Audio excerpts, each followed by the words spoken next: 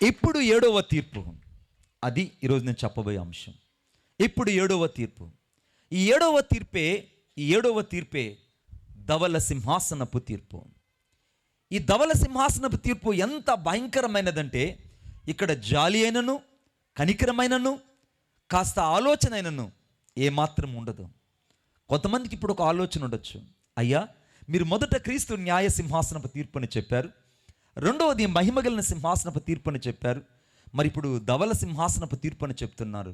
మరి ఏ తీర్పు ఇందులో ప్రధానమైనదంటే, క్రీస్తు న్యాయ సింహాసనపు తీర్పు మొదటిది. అది ఎవరికి, ఎప్పుడు, ఎక్కడ తీర్చబడుతున్నది నేను రేపు చెప్తా. రెండవది మహిమ కలిగిన సింహాసనపు తీర్పు. అది ఎవరికి, ఎందుకు, ఏ స్థలంలో, ఏ పరిస్థితుల్లో తీర్చబడుతుంది ఆ తీర్పు అనేది రేపు చెప్తా. కానీ ఈరోజు మాత్రం ఈ ధవల సింహాసనపు తీర్పు గురించి, లేదా అంతిమ తీర్పు గురించి, ద ఫైనల్ జడ్జిమెంట్ గురించి ఈరోజు మనం వాక్యాన్ని ధ్యానం చేద్దాం. పరిశుద్ధాత్మ దేవుడు మన హృదయాలను ఆయన వైపు తిప్పి అత్యంత సన్నిహితముగా పరిశుద్ధాత్మ దేవుడు మనకు సహాయం చేసి నడిపించునుగాక. ఆమేన్. రెండు వాక్యంలోకి వెళ్దాం. ఇప్పుడు ప్రకటన గ్రంథం 20వ అధ్యాయం, ద రెవల్యూషన్ చాప్టర్ 20. ప్రకటన గ్రంథం 20వ అధ్యాయం 11వ వచనం. ఆ ధవలమైన మహాసింహాసనము, దాని యందు ఆసీనుడైన ఒకరిని చూచితిని. ఈ సింహాసనమందు ఆసీనుడైన వారు నజరేయుడైన యేసుక్రీస్తు ప్రభు. ఇప్పటి వరకు ప్రేమ కలిగిన దేవుడు, ఇప్పటి వరకు మహాజాలి కలిగిన దేవుడు, ఇప్పటి వరకు ప్రేమను గురించి మాట్లాడిన దేవుడు ఈ ధవల సింహాసనం మీద, తీర్పు మీద, సింహాసనం మీద కూర్చున్నప్పుడు కఠినుడుగా కనబడుతున్నాడు. రూపాయికి ఏ రీతిగా అయితే 2 నాణ్యాలు ఉంటాయో, లేదా బొమ్మ బొరుసు ఉంటాయో, ఇప్పటి వరకు నువ్వు క్రీస్తుని కృపాకాలంలో కనికరా స్వరూపుడుగా, ప్రేమా స్వరూపుడుగా, జాలి కలిగిన దేవుడుగా, దయగలిగిన దేవుడుగా నువ్వు చూసావు. కానీ రెండవది, ఈ ధవలమైన సింహాసనపు తీర్పు ఎదుట యేసుక్రీస్తు ప్రభు అత్యున్నతమైన, తీక్షణమైన ఉగ్రత కలిగిన వాని వల్లే కనపడతాడు. ఆయన తీక్షణమైన ఉగ్రత కలిగిన వాని వల్లే ఆ తీర్పు కనబడుతుంది. ఆ తీర్పు యొద్దకు ఎవరు వస్తారు అనంటే, ఈ భూమి మీద మొదటి పునరుత్థానంలో ఎవరైతే లేపబడరో, అనగా యేసుక్రీస్తు ప్రభుని నమ్మని వారు, సువార్తకు హృదయాన్ని ఇవ్వని వాళ్ళు, సంఘములో చేర్చబడిన వాళ్ళు, అన్యులైన వారు, మాగు గోగు యుద్ధములలో ఓడిపోయిన వాళ్ళు, అంతకంటే శాతానుడు వాని దూతలు ఆ యొక్క తీర్పులోనికి తీసుకుని రాబడతారు. ఆ తీర్పు ఎక్కడ తీర్చబడుతుందంటే, గమనించండి, భూమి లేదా ఆకాశము ఆయన సమ్ముఖము నుండి పారిపోయను అని రాయబడిందండి. ఆయన సమ్ముఖములో నిలబడ్డానికి భూమికి, ఆకాశానికే స్థానము లేదు. కొంతమంది వెంచర్లు వేసి ఫ్లాట్లు కొంటుంటారు, మంచిదే, ఇళ్ళు వాకిలు కలిగి ఉండడం మంచిదే. కొంతమంది అదే స్థలాల కోసం కోర్టుకు వెళ్ళిన వాళ్ళు ఉన్నారు. అదే ఆస్తుల కోసం కోర్టుల చుట్టూ, పోలీస్ స్టేషన్ల చుట్టూ తిరిగిన వారు ఉన్నారు. కానీ ఈ తీర్పు జరిగినప్పుడు భూమికే స్థలం లేదు. భూమికే స్థలం లేనప్పుడు ఈ భూమి అంతా నాదనుకుంటున్నావే, మరి నీకుంటుందా స్థలము? భూమి, ఆకాశమే ఆయన సమ్ముఖం నుండి పారిపోయాయి. మాకొద్దయ్యా, నీ ఉగ్రత ముందు మేము తాళలేం. నువ్వు కనబడుతున్నటువంటి ఈ ఆకాశ మహాకాశాలే ఆ రోజు ఆయన సమ్ముఖంలో నిలబడలేవు. జేమ్స్ వెబ్ అనే ఒక టెలిస్కోప్ని ఒక నెల క్రిందట నాసా వాళ్ళు పంపించారు. దానికి ముందుగా మనకు హబుల్ టెలిస్కోప్ ఉండేది. హబుల్ టెలిస్కోప్ ఎప్పుడు చూసినా హెచ్డీలో ఏవి హెచ్డీలో ఛాయాగ్రహాలు పంపించేది, చిత్రాలు పంపిస్తూ వచ్చింది, ఫోటో ఫిక్స్. కానీ ఈ జేమ్స్ వెబ్ వచ్చిన తర్వాత ఒక్కొక్కసారి అది 19 లక్షల కిలోమీటర్లు లోనికి వెళ్ళి పరిశీలిస్తుంది. ఆమేన్. 19 లక్షల కిలోమీటర్లు సింపుల్గా, అంతే కదన్నయ్య? మీరు చూడండి, కావాల్సింటే ఎప్పుడు లైవ్ ఇస్తుంటారు. జేమ్స్ వెబ్ లైవ్ అని కొట్టండి యూట్యూబ్లోకి వెళ్ళి. అది ఎన్ని కిలోమీటర్లు ప్రయాణం చేస్తుంది, ఎంత దూరంలో ఉంది, ఎంత దూరంలో నుంచి ఈ భూమిని పరిశీలిస్తుంది, భూమి చుట్టూన్న గ్రహాలు ఏంటి, అక్కడున్న పాలపుంతలు ఏంటని ప్రతిదీ పరిశీలిస్తుంది. అందరూ అనుకుంటున్నారు ఇదే ఆకాశం అనుకున్నారు. కాదు. 19 లక్షల కిలోమీటర్ల లోపలికి వెళ్ళినా కూడా ఇంకా ఆకాశం కనబడుతుంది. కొట్టండి చప్పట్లు గట్టిగా. ఇంకా విశ్వము కనబడుతూనే ఉన్నాయి, ఇంకా గ్రహాలు కనబడుతూనే ఉన్నాయి, పాలపుంతలు కనబడుతూనే ఉన్నాయి, కోటాను కోట్ల నక్షత్రాలు దగ్గ మెరుస్తూ ఉన్నాయి. అనంత విశ్వంలో కొన్ని లక్షల కిలోమీటర్లు వ్యాపించిన ఈ విశ్వము, ఈ ఆకాశము మహాకాశాలు, ఈ భూమి యావత్తు ఈ తీర్పు దగ్గర లేదా ఈ సింహాసనం దగ్గర నిలబడకుండా పారిపోవడం ప్రారంభిస్తుంది.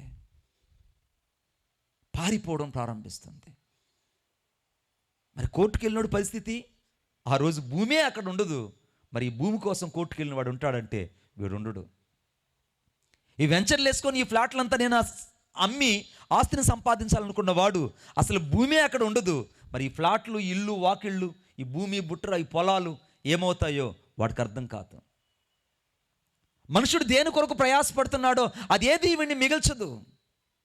ఏ ప్రకృతిని అయితే శాసించాలనుకుంటున్నాడో అదే ప్రకృతి వీడిని సమూలంగా నాశనం చేయబోతుంది. చైనా దేశంలో ఇప్పుడు చీకటి కదా, రాత్రిపూట. కానీ వాళ్ళకి రాత్రి అక్కడ అవ్వదండి. ఒక ఆర్టిఫిషియల్ సూర్యుడిని వాళ్ళు తయారు చేసుకున్నారు. ఆ ఆర్టిఫిషియల్ సూర్యుడు సాయంత్రం 6 గంటలకు ఎగ్జాక్ట్గా బయటకు వచ్చి రాత్రిపూట కూడా వెలుగుండేటట్లుగా వాళ్ళు ఆర్టిఫిషియల్ సూర్యుడిని ఏర్పాటు చేసుకున్నారు. ఇది నాశనానికి, వినాశనానికి నాంది అన్నది గుర్తు చేస్తున్నాను. దేవుడు కలుగు చేసిన దానికి వ్యతిరేక దిశలో ఈ మనుషులకు ఉన్నటువంటి ఈ యొక్క మిడిమిడి జ్ఞానంతో వీళ్ళు ప్రయత్నించి దేవుణ్ణే వీళ్ళు శాసించాలని, దేవుని యొక్క ఆజ్ఞలనే మీరాలని, దేవుని యొక్క మాటనే, దేవుని యొక్క ప్రకృతినే శాసించాలనుకుంటున్నారు. కనుక వీళ్ళు అదే ప్రకృతి చేత చస్తారు అనడానికి రుజువు ఇవే మన కళ్ళ ముందు కనబడుతున్నాయి. గమనించండి బాగా. ఆకాశం ఆయన సమ్ముఖులను పారిపోయింది, భూమి ఆయన సమ్ముఖులను పారిపోయింది. అంతకంటే ఎక్కువగా నాతో పాటు చూడండి, వాటికి నిలువ చోటు కనబడకపోయాను. మరియు గొప్పవారేమి కొద్దివారేమి మృతులైన వారందరూ ఆ సింహాసనం ఎదుట నిలువబడుట నేను చూచాను. గొప్పవారేమి కొద్దివారేమి. అందుకే యెషయా గ్రంథం 5వ అధ్యాయం 14వ వచనం రాయబడింది, అందుచేతనే పాతాళము అపరిమితంగా నోరు తెరిచిపెట్టుకునింది, అందులో గనులు, సామాన్యులు, ఘోష చేయవారు, హర్షించువారు అందులో పడిపోదునని రాయబడిందండి. అందులో సామాన్యులు, ఘోష చేయవారు, హర్షించువారు, గొప్పవారు, కొద్దివారు, జ్ఞాని, జ్ఞానహీనుడు, సంపన్నుడు, లేమి కలిగిన వాడు, ఉన్నవాడు, సమస్త మనుషులు అందులో నిలబడతారు. ఏ శరీరయు తప్పించుకోలేడు. ఏ శరీరయు ఆ రోజు నేను ఉన్నతముగా బ్రతికాను, నాకు ఉన్నతంగా ఉంటుందనుకోవడానికి వీలు లేదు. ప్రతి ఒక్కరూ ఆ సింహాసనం ఎదుట నిలువబడవలసిందే. గమనించి చూడండి నాతో పాటు, దయచేసి చూడండి. ఈ తీర్పులో ఎవరు నిలుస్తారు? 1 కొరింథీయులకు రాసిన పత్రిక 15వ అధ్యాయం 23వ వచనం. 1 తెస్సలోనికీయులకు పత్రిక 4వ అధ్యాయం 16వ వచనం. మైక్ ఒకరు తీసుకోండి, ఇక్కడ ముందు ఎవరైనా కూర్చోండి. మీరు ఆ యొక్క స్పీకర్స్ ఫీడ్బ్యాక్ అందించడానికి ఒక మైక్ ఒకటి నాన్న, ఎవరైనా అక్క వాళ్ళకి.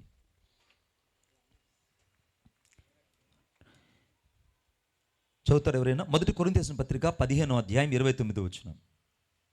1 కొరింథీయులకు పత్రిక. అమ్మ నేను అప్పుడే చెప్పా కదా బంగారు తల్లి, ముందుకు వచ్చేనా నేనేం చెప్పాను? What I'm saying to you, please and come forward and to SIT here and before me. గమనించండి, ఈ 1 కొరింథీయులకు పత్రిక 15వ అధ్యాయం 23వ వచనంలో, 1 తెస్సలోనికీయులకు పత్రిక 4వ అధ్యాయం 16వ వచనంలో యేసుక్రీస్తు ప్రభు యొక్క నామమును ఎరిగిన వారు, క్రీస్తునందున్న వారు మొదట లేస్తారు. కూర్చోనన్న దయచేసి. ఇట్లు కాని ఎడల మృతుల కొరకై బాప్తిస్మం పొందిన వారు ఏమి చేతురు? మృతులు ఏమాత్రము లేపబడని ఎడల మృతుల కొరకు వారు బాప్తిస్మము పొందనేలా మరియు మేము గడియ గడియకు ప్రాణభయంతో ఉండనేలా సహోదరులారా మన ప్రభువైన క్రీస్తు యేసునందు మిమ్మును గూర్చి నాకు కలిగి ఉన్న అతిశయముతోడు నేను దినదినమును చనిపోవచ్చున్నానని చెప్పుదును. చూసారా? ఎవరైతే యేసుక్రీస్తు ప్రభుకు దినదినము వధించబడిన అనుభవంలోకి వెళ్తారో వారు మొదటి పునరుత్థానంలో లేపబడతారు. క్రీస్తు మధ్యాకాశంలోకి వచ్చినప్పుడు కడబోర ధ్వని మోగగానే రెప్పపాటులో వారు మార్చబడతారు. ఇలాగనే జరుగుతుంటాయి సభలు, ఇలాగనే దేవుని వాక్యం ప్రకటించబడుతుంది. ఒక్కసారిగా దేవుని రాకడ వస్తుంది. స్పిట్ ఆఫ్ సెకండ్ రెప్పపాటులో కడబోర ధ్వని మోగగానే ఉన్న పాటున ఇక్కడి నుంచి పరిశుద్ధులు లేపబడతారు. దైవజనుడు ఇక్కడి నుంచి వెళ్ళిపోతాడు. నేను కనబడను. ఉన్న వాళ్ళందరూ ఇక్కడే ఉంటారు. కొద్ది మంది మిగులుతారు. నలుగురే ఉంటారు, 10 మందే ఉంటారు. మిగిలిన వాళ్ళందరూ వెళ్ళిపోయి ఉంటారు. ఆ మిగిల్చబడిన వారి పరిస్థితి ఎలా ఉంటుందంటే, 4 పక్కలు చూసుకుంటూ ఇప్పటిదాకా కూర్చున్నటువంటి సహోదరుడు లేడు, ఇప్పటిదాకా కూర్చుని సహోదరుడు లేడని వెతకడం ప్రారంభిస్తారు. అయితే పరిశుద్ధాత్ముడు ప్రశ్న నేను వేయనేమో, నిజంగా నువ్వు విడువబడిన వ్యక్తిగా ఉంటే నీకంటే దురదృష్టవంతుడు, నీకంటే దురదృష్టవంతురాలు ఈ భూలోకంలో ఎవ్వరూ ఉండరు. చూడండి, యోహాను రాసినటువంటి సువార్త 5వ అధ్యాయం 29వ వచనం. మేలు చేసిన వారు జీవ పునరుత్థానమునకు, చదువమ్మా, కీడు చేసిన వారు జీవ పునరుత్థానమునకు, కీడు చేసిన వారు తీర్పు పునరుత్థానమునకు బయటికి వచ్చెదరు. బయటకు వస్తారు. తీర్పు పునరుత్థానానికి బయటకు వస్తారు. వీళ్ళు కీడు చేసిన వాళ్ళు. వీళ్ళు మేలు చేత దీవించబడాలని, యేసుక్రీస్తు ప్రభు యొక్క రక్తము చేత నువ్వు కడగబడాలని, నువ్వు మొదటి పునరుత్థానంలో ఎత్తబడాలని, సంఘముతో కూడా నువ్వు రక్షించబడి క్రీస్తును మధ్యాకాశంలో ఎదుర్కోవాలని ఈ సభలు నిర్వహించబడ్డాయి. నీ అంతటి నువ్వు బ్రతికి, నువ్వు క్రీస్తు లేకుండా బ్రతికి, బాప్తిసం పొందకుండా, రక్షించబడకుండా, మారు మనసు పొందకుండా నీ నటనా కౌశల్యం అంతా ప్రదర్శించావనుకో, నువ్వు మహానటుడుగా, మహానటిగా నువ్వు జీవించావనుకో, ఆ రోజు నువ్వు విడవబడితే నీ పరిస్థితి ఎంత భయంకరంగా ఉంటుందంటే, నీ నటనా కౌశల్యత దేవుని యొద్ద చెల్లదు. నా మాటలు మీకు అర్థమవుతున్నాయి అనుకుంటున్నాను. కీడు చేసిన వారు తీర్పు పునరుత్థానానికి, అనగా ఈ ధవలమైన సింహాసనపు తీర్పు యొద్ద నిలబడడం ప్రారంభిస్తారు. గమనించండి, నాతో పాటు చూడండి. ఇప్పుడు దయచేసి నాతో పాటు చూడండి. మొదటి తెస్సలోనికీయుల పత్రిక 4వ అధ్యాయం 16వ వచనం. ఆర్భాటముతోను ప్రధాన దూత శబ్దముతోను దేవుని బూరతోను పరలోకములో నుండి ప్రభువు దిగివచ్చును. క్రీస్తునందుండి మృతులైన వారు మొదట లేస్తారు. ఆ మీదట సజీవులమై నిలిచి ఉన్న మనము, అనగా లేపబడిన వారితో కూడా ఏకముగా ప్రభువును ఎదుర్కొనుటకు ఆకాశ మండలమునకు మేఘముల మీద కొనిపోబడతాము. మనముండము. ఎవరు మనము? వాక్యానికి లోబడిన వాళ్ళు, యేసుక్రీస్తు రక్తము చేత కడగబడిన వాళ్ళు, యేసుక్రీస్తును రక్షకుడుగా అంగీకరించిన వాళ్ళు, యేసుక్రీస్తు రక్తం చేత కడగబడి మనస్సాక్షిని సరిచేసుకొని దేవుని వాక్య ప్రకారంగా జీవించిన వాళ్ళు, దైవ స్వరానికి జీవితాన్ని అప్పగించుకున్న వాళ్ళు ఆ తీర్పులో ఉండరు. ఆమేన్. ఆ తీర్పు దగ్గరకు వాళ్ళకు చాయిస్ ఇంకా ఉండదు. ఎవరికి ఉంటుందంటే, దీనికి భిన్నంగా ఎవరైతే ఉంటారో వారు మాత్రమే అక్కడ ఉంటారని దేవుని వాక్యం చెప్తుంది. బాగా గమనించండి, నేను చదువుతున్నాను ఆ మాటను. ఈ తీర్పు ఎక్కడ ఎప్పుడు జరుగుతుందన్నదే ప్రశ్న. ఈ తీర్పు ఎక్కడ ఎప్పుడు జరుగుతుంది? ఏం బ్రదర్, ఎప్పుడు ఎక్కడ జరుగుతుంది?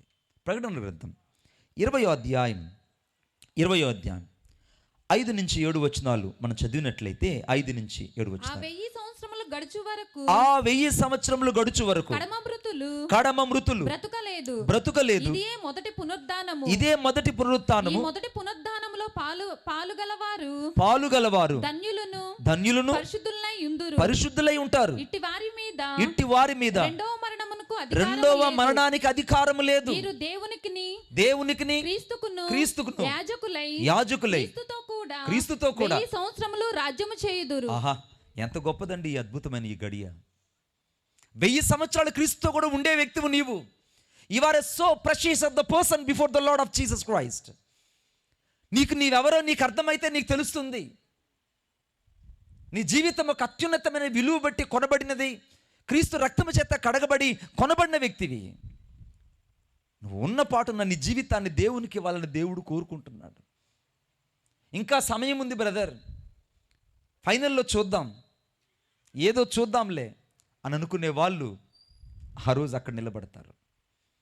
ఇంకా టైం ఉందిలే బ్రదర్, చూద్దాం, పిల్లలకి పెళ్ళిళ్ళు కానీ, ఇంకా వయసు ఉంది. కొంతమంది యవన ప్రాయంలో యేసు ప్రభుని నమ్ముకోండి అంటే నమ్మరు. అప్పుడు జీవితాన్ని దేవునికి ఇవ్వమంటే ఇవ్వరు. ఒక 50 ఏళ్ళు 60 ఏళ్ళు వచ్చిన తర్వాత నేను వస్తా సువార్తకే అంటారు. ఎందుకమ్మా ఈ వయసులో నువ్వు రాలేవు? జాకబన్నా, ఎందుకు ఈ వయసులో రాలేవు? ఆటో ఎక్కలేవు అమ్మా, నువ్వు రాలేవు, యవనస్తులు వస్తారంటే నేను వస్తానయ్యా, నాకు ఆత్మ పట్ల దాహంగా ఉంది. ఈమెకు వయసు ఉన్నప్పుడంతా పెప్సీలు థమ్సప్లు తాగింది, అర్థమైందా? ఈ వయసు ఉన్నప్పుడల్లా నానా రకాలుగా జీవించింది. ఇప్పుడు 55, 60 వచ్చిన తర్వాత, ఫైనల్ స్టేజ్కి వచ్చిన తర్వాత ఈ ఫైనల్ యాక్టింగ్ ప్రారంభిస్తుంది. ఏమనంటే నాకు ఆత్మ పట్ల దాహం ఉందయ్యా, నేను వస్తా, నన్ను తీసుకెళ్ళండి. ఏడకి నేను తీసుకెళ్ళేది? అప్పుడు బాప్తీసంకు సిద్ధపడుతుంది. అప్పుడు మేకపిల్లని పట్టుకున్నట్టు పట్టుకొని నీళ్ళ దగ్గరికి తీసుకెళ్ళి ముంచేటప్పుడు గడగడగడ వణుకు. అప్పుడు చస్తుందో లేదో నమ్మకం లేదు. పక్కన వాళ్ళు అంటారు, అమ్మ జాగ్రత్త అయ్యా, మొన్న ఆపరేషన్ చేశారు ముసలి దానికి, కాళ్ళు చేతులు ఇరిగిపోయేటట్టుగా ఉన్నాయి, మెల్లగి అయ్యే ఆపరేషన్ అంటారు, మెల్లగా ఏ బాప్తీసం అంటారు. ఆ బాప్తీసం ఇచ్చిన తరువాత బయటకు రాగానే ఈమె చెప్తుంది, నాకు ఆత్మల పట్ల భారం ఉందని చెప్తుంది. అమ్మా, వయసు ఉడిగిపోయిన తర్వాత కాదమ్మా యేసు ప్రభు నమ్ముకోవడం. జీవం ఉన్నప్పుడు, శక్తి బలం ఉన్నప్పుడే ఉన్న పాటున యేసుకు నీ జీవితాన్ని ఇవ్వాలి. కొట్టండి చప్పట్లు గట్టిగా, ఉన్న పాటున. Just live and submit and before the hand of God in your life. నీ జీవితాన్ని ఉన్న పాటున దేవునికి ఎప్పుడైతే నువ్వు ఇస్తావో, నీ జీవితం ఒక ఆశీర్వాదకరంగాను దీవెనకరంగాను మార్చబడుతుంది. ఆకాశానికి భూమికే అక్కడ స్థానం లేదు. ఈ భూమి కోసం ఇవన్నీ నావి, ఇల్లు నాది, వాకిల్ నాది, కొడుకు నావాడు, కోడలు నావారు, ఎవరు నీకు భూమి పెట్టరు. ఆ రోజు పెడతారో నమ్మకం కూడా లేదు. అర్థమైందా? మనుషుల్లో ప్రేమ చచ్చిపోయింది. కఠినమైన రోజుల్లో మనం బతుకుతున్నాం. మీరు బాగా గమనించండి, ఆ రోజుల్లో ఎవరైనా మన ఇంటికి వస్తే ఎంతో ఆప్యాయతగా పలకరించేవాళ్ళం. పెద్దవాళ్ళకి మాత్రమే తెలుస్తుంది. నేను ఇప్పుడున్న జనరేషన్ గురించి మాట్లాడాను, ఎందుకంటే వాళ్ళు ఫాస్ట్ జనరేషన్, 3.0 జనరేషన్ కాబట్టి. ఆ పాత జనరేషన్లో ఉన్నటువంటి మా పెద్దవారికి తెలుస్తుంది, ఇంట్లోకి రాగానే ఆ తువాలు గుడ్డ టవల్ తీసుకొని ఎదురొచ్చి నీళ్ళు ఇస్తారు. అవునా? నీళ్లు కడుక్కోండి, కాళ్ళు కడుక్కోండి అని చొమ్ము నుండి నీళ్ళు తీసుకొచ్చి ఇచ్చి ఎదురుబడి నీళ్ళు కడుక్కో. అసలు కూర్చోక ముందుగానంత మజ్జిగ నీళ్ళు తీసుకొచ్చి చేతికిచ్చి, అయ్యా ఎండలో వచ్చో తాగయ్యా, ఏమైనా తింటావా, వేడిగా తయారు చేస్తానంటారు. ఇప్పుడు అడిగే మాట, తినేసి వచ్చావా ఏమంటారు? ఇప్పుడు తినేసి వచ్చావా? ప్రేమ చచ్చిపోయింది. ఆ రోజుల్లోనే యథార్థమైన ప్రేమలు ఇప్పుడు లేవు. అప్పట్లో ఒక ఉత్తరం ముక్కు వస్తే ఎంతో ఆప్యాయతగా కవర్ చించి చదువుకునే వాళ్ళం 10 సార్లు. ఎందుకంటే ఆ ఉత్తరం నా కొరకు ఏమి రాశారని 10 సార్లు ఆ ఉత్తరం కోసం ఎదురు చూసేవాళ్ళం. ఇప్పుడు ఈ పాపిస్టి సెల్ ఫోన్ల వల్ల మనుషుల మధ్యన కమ్యూనికేషన్ కూడా పోయింది. మనుషుల మధ్య ప్రేమలు చచ్చిపోయాయి, ఆప్యాయతలు చచ్చిపోయాయి, అనురాగాలు చచ్చిపోయాయి. కారణం ఏంటంటే కడవరి కాలంలో సంఘం ఉన్నది, కడవరి కాలంలో మనుషులు బతుకుతున్నారు, కడవరి కాలంలో వీళ్ళు జీవిస్తున్నారు. అందుకే ఇక్కడ రాయబడింది, ఈ యొక్క 20వ అధ్యాయము 5-7 వచనాలలో, ఈ యొక్క యుగాంతంలో తీర్పు తీర్చబడినప్పుడు మొదటి పునరుత్థానంలో ఉన్నవారికి కాదు, రెండవ పునరుత్థానంలో అనగా తీర్పు పునరుత్థానంలో ఉన్నవారికి ఈ శిక్ష విధించబడుతుంది. ఈ శిక్షలో ఎవరు ఉంటారంటే అన్యులు, విగ్రహారాధికులు, మాంత్రికులు, నాస్తికులు, యేసుని ఎరగని వాళ్ళు, సువార్తను నమ్మని వాళ్ళు, శాతానుడు, పడద్రోయబడిన దూతలు, వీళ్ళందరూ కూడా ఆ తీర్పు దగ్గర వచ్చి నిలబడతారు. చూడండి నాతో పాటు, ఈ తీర్పు ఎక్కడ జరుగుతుంది? ఈ తీర్పు ఎక్కడ జరుగుతుంది? మత్తయి సువార్త 25వ అధ్యాయం 31-46 వరకు ఒకసారి చదవండి. మత్తయి సువార్త చదువు నాయన. తన మహిమతో, ఈ మైక్ కొంచెం తగ్గించు. తన మహిమతో మనుష్య కుమారుడును ఆయనతో కూడా సమస్త దూతలను వచ్చినప్పుడు, సమస్త దూతలతో కూడా వచ్చినప్పుడు ఆయన తన మహిమ కలిగిన సింహాసనం మీద ఆసీనుడై ఉండును. అప్పుడు సమస్త జనములు, ఈ మాట గమనం, అప్పుడు సమస్త జనులు ఆయన ఎదుటకు పోగు చేయబడతారు. మేకలలో నుండి గొర్రెలను వేరుపరచునట్లు, గొల్లవాడు మేకల నుండి గొర్రెలను వేరుపరచునట్లు ఆయన వారిని వేరుపరిచి తన కుడివైపున గొర్రెలను ఎడమ వైపున మేకలను నిలువబెట్టును. అప్పుడు రాజు తన కుడివైపున ఉన్న వారిని చూచి, నా తండ్రి చేత ఆశీర్వదించబడిన వారలారా, రండి, లోకం పుట్టినది మొదలుకొని మీ కొరకు సిద్ధపరచబడిన రాజ్యమును స్వతంత్రించుకొనుడి. నేను ఆకలి గొంటిని, మీరు నాకు భోజనము పెట్టితిరి, దప్పిగొంటిని, నాకు దాహం ఇచ్చితిరి, పరదేశినై ఉంటిని. వీళ్ళందరూ ఎవరంటే గొర్రెలు, క్రీస్తు మనసు కలిగిన వాళ్ళు. ఇంతకుముందు చెప్పానే, మన పెద్దవారికి మాత్రం ఈ ప్రేమ ఆప్యాయతలు ఉన్నాయని. అలాగనే క్రీస్తు మనసు కలిగిన వాళ్ళు ఏ రీతిగా ఉంటారు? ఈ గొర్రెల వంటి స్వభావం కలిగి ఉంటారు. కానీ ఆ రోజున మేకలను గొర్రెల నుండి వేరుపరిచినట్లుగా ఈ మేకలకు అనగా తీర్పు తీర్చబడిన ఈ జనాంగానికి మహాభయంకర కఠినమైన తీర్పు అక్కడ ఉంటుంది. నువ్వు సంఘములో ఉన్న మేకవో గొర్రెవో నీకే తెలుసు. నువ్వు దేవుని రాకడలో ఎత్తబడే విశ్వాసవో పిచాచువో నీకే తెలుసు. దేవుని రాకడలో సిద్ధపడుతున్నటువంటి పరిశుద్ధమైనటువంటి వ్యక్తివో ఇంకా పాపంలో ఉన్న బలహీనుడువో నీకే తెలుసు. ఈ రాత్రి ఇక్కడ పరిశుద్ధులు ఉన్నారు, పాపి ఉన్నారు. ఈ రాత్రి భక్తిపరులు ఉన్నారు, భక్తిహీనులు ఉన్నారు. ఈ రాత్రి ఇక్కడ శరీరానుసారులు ఉన్నారు, ఆత్మానుసారులు ఉన్నారు. ఇక్కడ దేవుని కొరకు ముఖాముఖిగా చూడడానికి ఇష్టపడే వాళ్ళు ఉన్నారు, దేవుడు ఉన్నాడో లేడని ఎదురు చూసే వాళ్ళు కూడా ఉన్నారు. ఈ రాత్రి ఇక్కడ విశ్వాసులు ఉన్నారు, ఈ రాత్రి ఇక్కడ అవిశ్వాసులు ఉన్నారు. ఈ రాత్రి సిద్ధపడినటువంటి బుద్ధి కలిగిన కన్యకలు ఉన్నారు, ఇక్కడ సిద్ధపాటు లేని వారు కూడా ఇక్కడ ఉన్నారు. అర్థమవుతుందన్న మాట నీకు? ఈ రాత్రి రకరకాల మనుషులు మిళితమైన జాతి ఉన్నది. అందుకే గొర్రెలు మేకలు రెండూ కలిసి ఉన్నాయి. గొల్లవాడు గొర్రెల నుండి మేకల నుండి గొర్రెలు వేరుపరిచినట్టు ఆ రోజున పరిశుద్ధుల దాన్ని వేరుపరిచి మేకలకు తీర్పు తీర్చే రోజే ఈ ధవలమైన సింహాసనపు తీర్పు. ఈ తీర్పులోకి ఏ శరీరం కూడా తప్పించుకోలేడండి. చూడండి నాతో పాటు, దయచేసి నాతో పాటు చూడండి. ప్రకటన గ్రంథం 3వ అధ్యాయం 21వ వచనం. నేను జయించి నా తండ్రితో కూడా ఆయన సింహాసనం నందు కూర్చుని ఉన్న ప్రకారం జయించేవానిని నాతో కూడా సింహాసనం నందు కూర్చుంటనిచ్చేదను. ఎంత గొప్ప మాట అండి! ఈరోజు నువ్వు సువార్తకు లోబడి దేవునికి నీ హృదయాన్ని ఇచ్చి యేసుక్రీస్తు రక్తం చేత కడగబడినప్పుడు నువ్వు జయించిన వాడు సింహాసనం మీద కూర్చుని ఉన్నట్టే నీవు కూడా సింహాసనం మీద కూర్చుంటావు. ఈ మాటలు నాకెందుకు? ఈ ప్రసంగం నాకెందుకు? ఈ సువార్త నాకెందుకు? నాకు ఇంకా సమయం ఉంది, నాకు ఇంకా ఆయుష్ ఉంది, ఇంకా నాకు బలం ఉంది, ఇంకా నాకు శక్తి ఉంది, నేను చేయవలసింది ఎంత ఉంది అనుకున్నావంటే నీ జీవం ఏ పాటిదో ఒకసారి ఆలోచించు. మన రాష్ట్రంలో ఉన్నటువంటి మంత్రి గౌతమిరెడ్డి గారు 50 సంవత్సరాల వయసు. ఎంత చిన్న వయసు! It's good minister. ఆయన మంచి పేరు ప్రఖ్యాతులు కంచినటువంటి వ్యక్తి చిన్న వయసులోనే 7 గంటల వరకు బ్రతుకున్నాడు. 7:10 కూడా బ్రతికే ఉన్నాడట. 7:10 తర్వాత ఉన్న పాటున సోఫాలో కుప్పకూలిపోయాడు. ఇంకా పరిపాలించవలసినటువంటి 3 సంవత్సరాలు ఉన్నాయి. రాజరికమైన అధికారం ఉన్నది, విస్తారమైన ఆస్తి ఉన్నాయి. దానికి ముందే అతను కోటీశ్వరుడు, విస్తారమైనటువంటి ధన సంపద, పలుకుబడి, పేరు, ఖ్యాతి, ఘనత అన్నీ ఉన్నాయి. కానీ ఇవన్నీ శరీరం వరకే. ఆత్మ తాను విడిచిపెట్టిపోయిన తరువాత ఆ మనుషుడు మృత కళేబరమై, మృతదేహమై ఈ రోజున భూస్థాపన కొరకు ఎదురు చూస్తున్నాడు నెల్లూరులో. తెలుసా నీకు? దేనిని బట్టి అతిశయపడుతున్నావు? నాది అనుకుంటున్నావు. ఏది నీ వెంట రాదు, ఏది నీ వెంట రానే రాదు. ఆ రోజు అటువంటి భయంకరమైన రోజు ఎప్పుడు వస్తుందో ఏ మనుషునికి తెలియదు. పోనీ రేపు నేను బ్రతుకుతాను బ్రదర్, రేపు నేను ఉంటానని ఎవరైనా వైట్ పేపర్ మీద రాసి సంతకం పెట్టి ఇవ్వండి, నేను సంతోషిస్తాను. రేపు నేను ఉంటాను అని రాసే వాళ్ళు ఎవరైనా ఉంటే రాసి ఇవ్వండి చూద్దాం.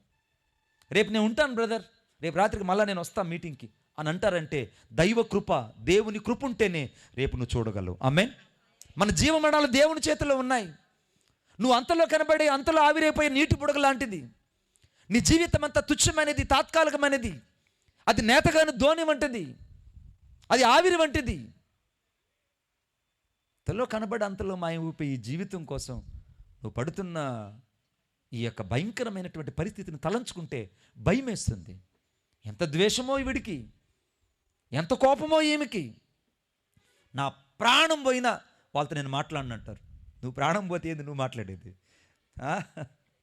ప్రాణం పోతే నువ్వేంది మాట్లాడేది? ఇంకా నా ప్రాణం పోయినా వాళ్ళ ఇంటికి నేను అడుగు పెట్టనంటారు. నువ్వేంది అడుగు పెట్టేది? ఇంకా ఈ జీవం ఉన్నప్పుడే సమాధానపడు. ఈ జీవం ఉన్నప్పుడే యేసుక్రీస్తు రక్తముతో కడగబడి నీ మనస్సాక్షి ఎక్కడైతే వ్యతిరేక దిశలో ప్రయాణం చేసావో అక్కడికి వెళ్ళి నన్ను క్షమించమనంటే ఎంత ఆనందంగా ఉంటుందో కదూ. ఆమేన్. ఈ రాత్రి ఇంకా నువ్వెవరిని క్షమించలేకపోతే, ఇంకా ఈ రాత్రి నీ హృదయంలో ఇంకా ఎవరైనా ద్వేషిస్తుంటే, నిన్ను 100 సార్లు తిట్టాడా, వాడిని ఒక్క రాత్రి క్షమించేయి. ఆమేన్. 100 సార్లు నేను విమర్శించారా, ఈ రాత్రి నేను ప్రేమిస్తున్నాను అనే SMS పెట్టా. అమ్మ మీ కాదమ్మా ఎస్ఎంఎస్లు నేను చెప్పేది, మా పొరపాటున అట్టడి పనులుగా చేశారు. అర్థం, నేను నీకు క్షమిస్తున్నాను, నేను నిన్ను క్షమిస్తున్నానని చెప్పండి. కానీ వీళ్ళు చెప్పరే, మా ఇంటి పేరు ఏంటో తెలుసా అసలుకి? మా ఇంటి పేరులోనే రోషం ఉందండి. మా వాళ్ళు బతికినట్టు, మా వాళ్ళు చచ్చినట్టు, మా వాళ్ళకున్నంత రోషం ఎవరికి లేదు. ఆ ఇంట్లోంచి వచ్చిన ఆడబిడ్డను నేను. నాకు చెప్పేంతటోళ్ళ మీరు ఏంటి నీ రోషం? వెళ్ళి సమాధానపడు ఈరోజు. ఆమేన్. వెళ్ళి ఈరోజు సమాధానపడు. నేను తిట్టారా? క్షమించేయి. నేను దూషించారా? క్షమించేయి. నేను ఉమ్మి వేశారా? క్షమించేయి. నేను ఇంకా విమర్శిస్తున్నారా? క్షమించేయి. ఇంకా నీ మీద దూషణలు మాట్లాడుతున్నారా? క్షమించేయి. ఇంకా నిన్ను పరిహసిస్తున్నారా? క్షమించేయి. ఇంకా నిన్ను వాళ్ళు హింసిస్తున్నారా? క్షమించేయి. క్షమించడంలోనే పరిశుద్ధత దాగి ఉన్నది. ఆమేన్. క్షమించడంలోనే దైవ నీతి దాగి ఉన్నది. అందుకే తండ్రి వీరు ఏం చేయుచున్నారు? వీరు ఎరుగురు గనుక వీరు నేను క్షమించుచున్నాను. Just you go and forgive them. You will be called as a son of God and son of daughter. ఈ రాత్రి దేవుని కుమారుడుగా, దేవుని కుమార్తెగా ఎక్కడ పిలువబడతావంటే క్షమాపణ ఉన్న చోటే క్రీస్తు ప్రభు మనస్సు అక్కడ ఉంటుంది. కొట్టండి చప్పట్లు గట్టిగా. యేసు క్రీస్తు ప్రభు యొక్క మనస్సు అక్కడ ఉంటుంది, క్షమాపణ ఉన్న చోటే. ఈ క్షమాపణ లేని వాళ్ళే ఆ తీర్పు దగ్గర నిలబడతారు. అర్థమవుతుందని చెప్తుంది. గమనించండి, నాతో పాటు చూడండి. ఈ తీర్పును జరిగించేది ఎవరు అని అంటే మనకు ప్రారంభంలో రాయబడింది, ఆ ధవలమైన మహాసింహాసనము దాని యందు ఆసీనుడైన ఒకరిని చూచితిని అని రాయబడిందండి. ఒకరిని చూచితిని. ఎవరి ఒకరు? 2వ తిమోతి రాసినటువంటి పత్రిక 4వ అధ్యాయం 1వ వచనం. 2వ తిమోతి రాసిన పత్రిక 4వ అధ్యాయం 1వ వచనం. దేవుని ఎదుటను సజీవులకును మృతులకును తీర్పు తీర్చు. చాలండి. ఎవరండి తీర్పు తీర్చేది అక్కడ? బెల్లం కొట్టి రాళ్ళు లాగుంటారు. మాట్లాడచ్చు కదండి పిడుగు రాళ్ళలో. ఏమండి? ఎవరండి? చదవండి ఒకసారి అక్కడ. 2వ తిమోతి రాసిన పత్రిక 4వ అధ్యాయం 1వ వచనం. దేవుని ఎదుటను సజీవులకును మృతులకును తీర్పు తీర్చు క్రీస్తు యేసు ఎదుటను ఆయన. చాలమ్మా. అక్కడ తీర్పు తీర్చేది యేసు క్రీస్తు ప్రభువే. సజీవులకు మృతులకు తీర్పు తీర్చేది అని తీర్పరగా కనబడుతున్నాడు అక్కడ. యోహన్ రాసినటువంటి సువార్త 5వ అధ్యాయం 22వ వచనం.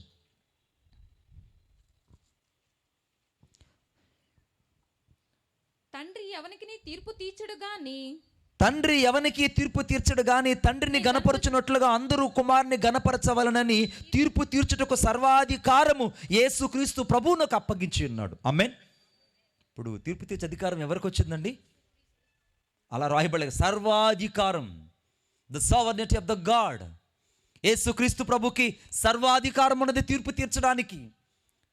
ఇప్పటిదాకా నువ్వు ఒకవైపు మాత్రమే యేసు ప్రభుని చూచావు. ఆయన ప్రేమ కలిగిన దేవుడు, జాలి కలిగిన దేవుడు, కరుణ కలిగిన దేవుడని. కానీ ఆ ధవల సింహాసనం దగ్గర ఆయన కఠినుడుగా కనబడతాడు, సర్వాధికారిగా. మహాతీక్షణమైనటువంటి ఆయన ఉగ్రతను తాళజాలలేదు ఎవరు. ఆకాశ మహాకాశాలే ఆయన ఎదుట నిలబడలేవు. ఆయన ఎదుట ఏ శరీరం కూడా తప్పించుకోలేడు. ఎందుకో తెలుసా? వాక్యం చూడండి నాతో పాటు దయచేసి. 1 కొరింథీయులకు రాసిన పత్రిక 6వ అధ్యాయం 2వ వచనం. 6వ అధ్యాయం 2వ వచనం. పరిశుద్ధులు లోకమునకు తీర్పు తీర్చుదురని చెప్పబడినట్టు మీరు ఎరుగురా? మీ వలన లోకమునకు తీర్పు జరగవలసి ఉండగా మిక్కిలి అల్పమైన సంగతులను బట్టి తీర్పు తీర్చుటకు యోగ్యత లేదా? ఏమండి నా వైపు ఒకసారి చూడండి.